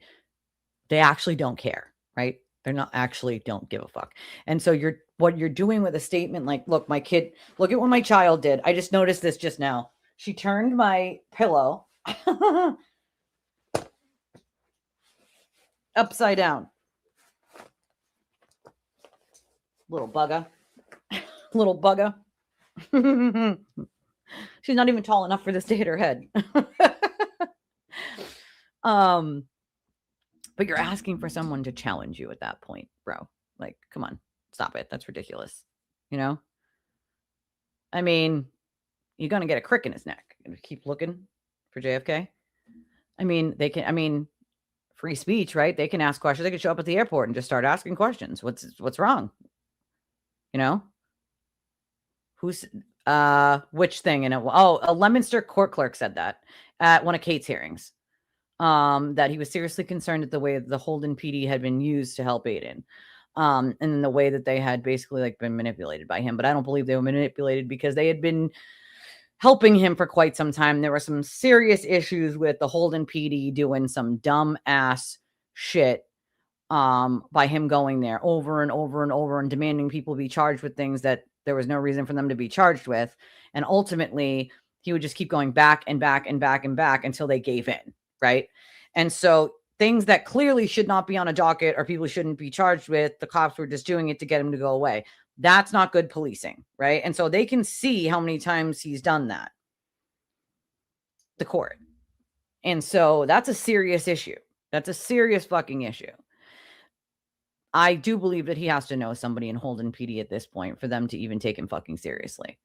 I don't know how at this point they don't say, like, don't come in here anymore. Like, don't, unless you're on fire, someone's at your house, like you're being beat up, do not fucking come here. You know what I'm saying? Oh yeah, the one answer is I don't care, or none of your business, or wasn't it fuck you, or something like that. Isn't that what he said? Oh yeah, it was the mom jokes, which is like, you're gonna look like a buffoon. Please do say that. Please do. Say some buffoonery shit.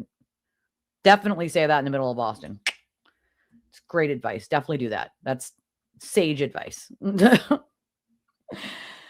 I agree with them. I want to see if he's bold enough in the middle of Boston to do that. We'll see. You know? I highly doubt that he does. You know? I think it's his way of trying to get them to like go away or not ask questions. And it's like, she's okay. She just had her surgery right around Christmas time. So she's, you know, got appointments and stuff like that, but she's okay.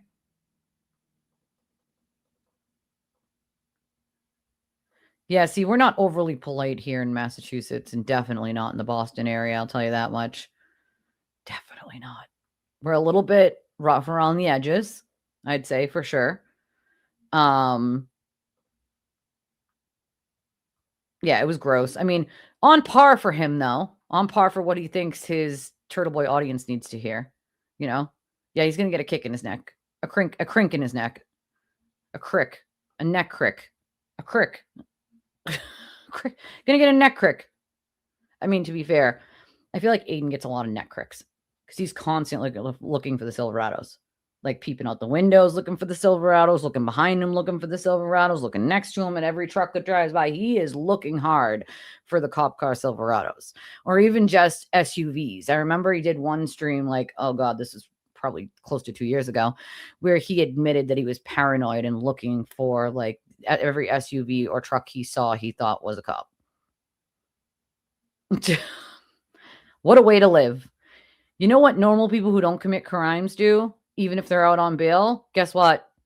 We don't look for Silverados. We don't look out the windows. We don't peek out of them like crackheads. We don't turn around every 10 seconds looking to see if we're going to be arrested. And we certainly don't do bus stop lives because we think that they won't arrest us. That's the funniest part, is he has admitted in a clip that I saw recently that he does them because if they come to arrest him, he will get it on camera. Okay, and?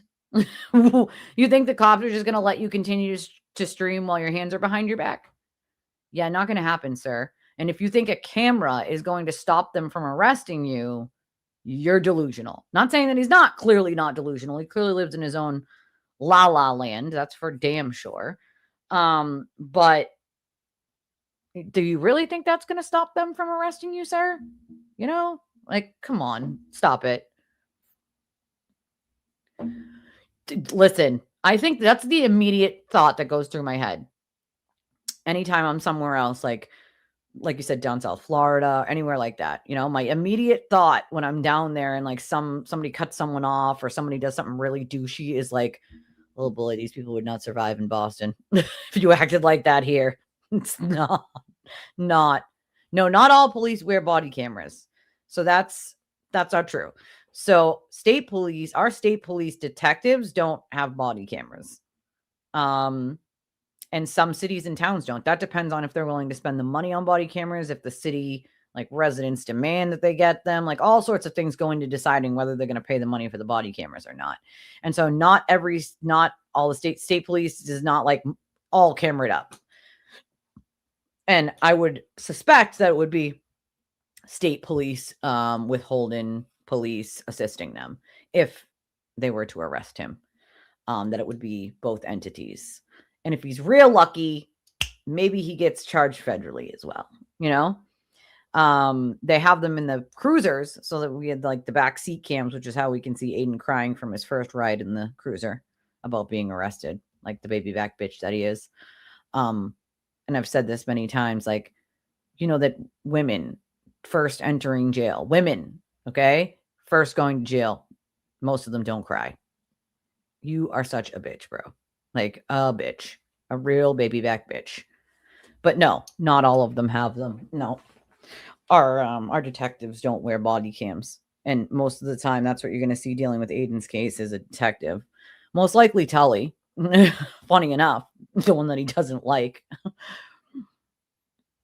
A lot of them know of him. The courts, all sorts of different agencies of cops. I mean, the most polite drivers I've ever seen are in Ireland. That's interesting. Friendly with merging. And stickers in the windows for new drivers. That's kind of a good idea, I feel like, because at least if someone does something like, weird, that it's like, oh, that's a new driver, to give them some grace, like, hey, it's a new driver, that's kind of cool. Well, we knew that. We definitely knew that. I think she just wants all the attention from his turtle riders. And so in order to do that, you need to act like him, You need to do that. You totally need to do that. Yeah, we about to get more snow, but you guys are going to get it too? Oh boy. Guess we're all getting more snow, huh? Although they did say it might go off the coast for us. We might not get it if it moves. Fingers, I don't need any more snow. We don't want no more. I don't want to make any more snow cones or anything, Don't pick up yellow snow, folks. All right. But choose peace. I agree with you. I think she wakes up and chooses violence every day simply because, Aiden does. So why shouldn't she,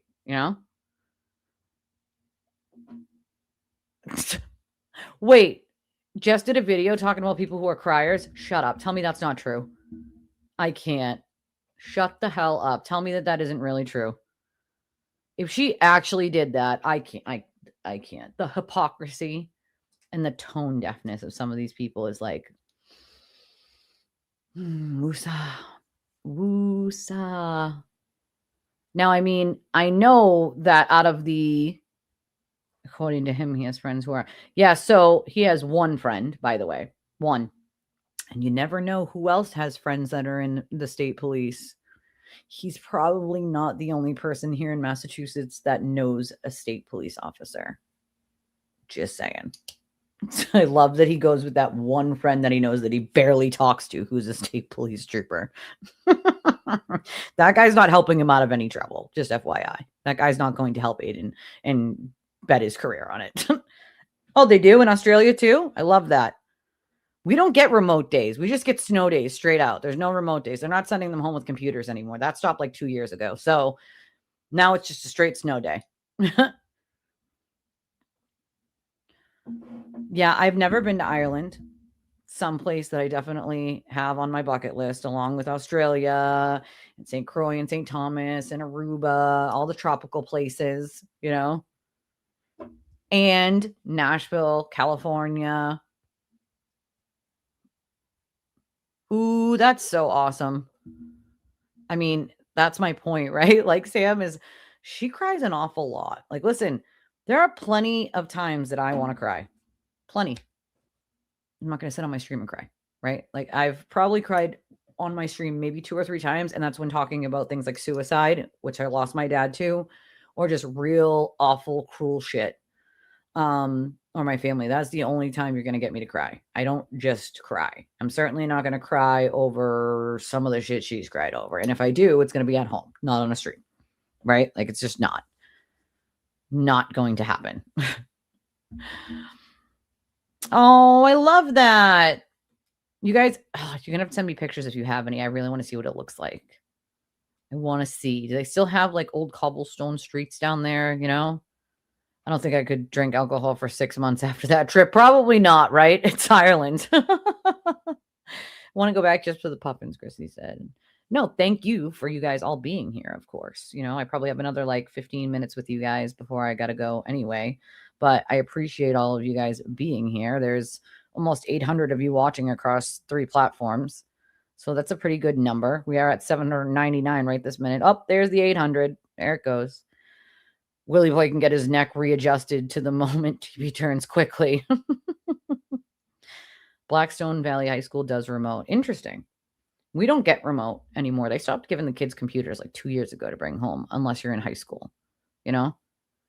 Yeah, the fact that she called Mike Cryford just because like Aiden did was kind of a little weird. It's like, dude, you cry more than anyone I've ever seen on a stream. But I also think sometimes that's just for donos, just to get people to donate to her.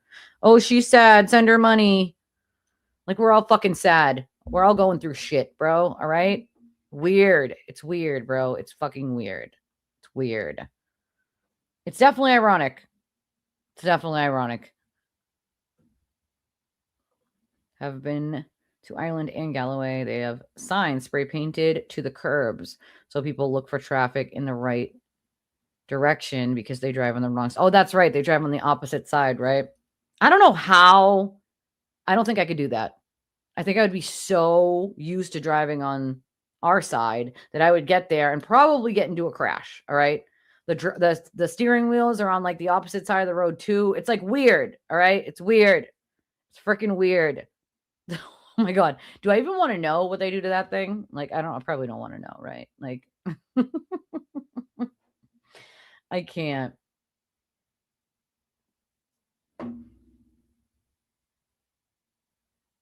Hold on. Wait, they dropped their motion to withdraw? Hold on. Okay, so all right. Hold on a second.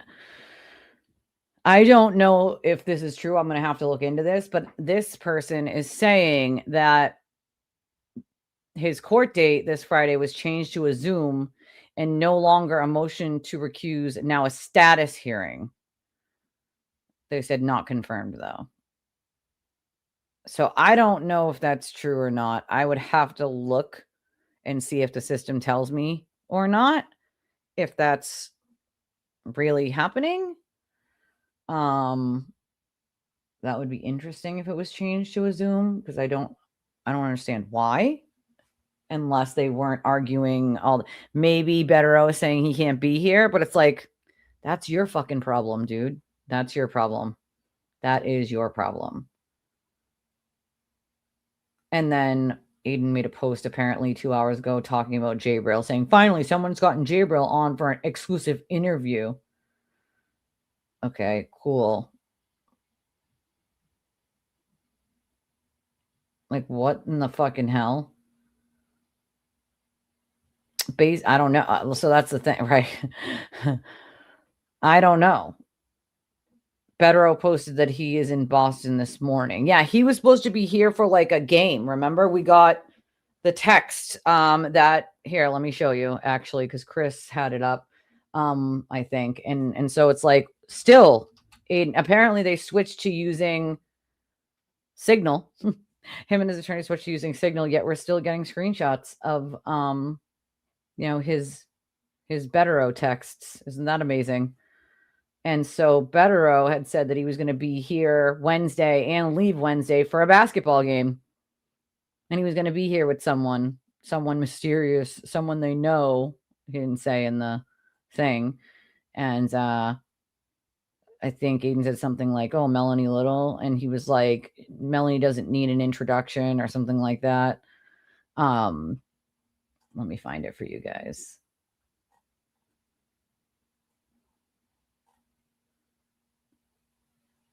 Well, that's exactly how she built her platform on, first of all, on half of his stuff, right? On his viewers, taking some of his viewers. Here it is right here. found it. Hold on. This is it right here. I have an important arraignment in Manhattan on Thursday, so I won't be in town, but I may be flying in and out Wednesday for the Celtics game with a special guest who has been following our case and Karen's. If so, you should both meet if there is any time Wednesday afternoon, even if it's in Dedham for a brief visit. And then he said, Melanie, and he said, dude, we all love Melanie, but I don't need to tease that. So we're still getting texts that Aiden has sending people and leaking out. So we knew from this text that he was going to be here Wednesday and leave Wednesday after a Celtics game. I can't even, right? That's the other thing. Why use Signal unless you do have something to hide? I honestly think they use Signal because Aiden can't stop leaking shit. And so they assumed, like with Signal, he won't leak shit. They assumed wrong because just nobody remember he was taking screenshots of his conversations with Karen Reed and Signal and sending those. So come the fuck on. Signal was never going to stop him from sending screenshots of shit. Ever. You know what I'm saying? Not ever. Jam is building her YouTube platform along the lines of how, yeah, that's what she does. Similar concept, similar bullshit, you know? Hey, Mitzi. At least not in the courthouse anyway. Yeah, I mean, I don't know if it's going to be Zoom or not. I'll look into it. A gecko. He's a little gecko from the commercials. Oh, man. I can't. You're going to get dual citizenship? That would be really cool. That would be very, very cool. What the hell? I don't know what the hell that is. Nonetheless, I'm going to have to wrap this up because I have to go out, put all my snow gear on to go to the bus stop, trudge up there. But do me a favor on your way out, hit the like button, hit the subscribe button. I love y'all. If you'd like to donate to the channel, there are a bunch of different ways you can do it. They're all in the description. The most direct routes, as you all know, are Cash App, Venmo, PayPal. If you donate when I'm not live anymore, I will read it on the next one, or not if you want to remain anonymous. That's always an option as well. The Cash App, the Venmo, and the PayPal are on the ticker and the big one here. They're also in the description with the rest of them, including the link for credit or debit, which is pinned to the top of the chat there. It's also in the description with the other ways to donate to the channel. I appreciate y'all. I love you stinking faces, and I'll see y'all soon.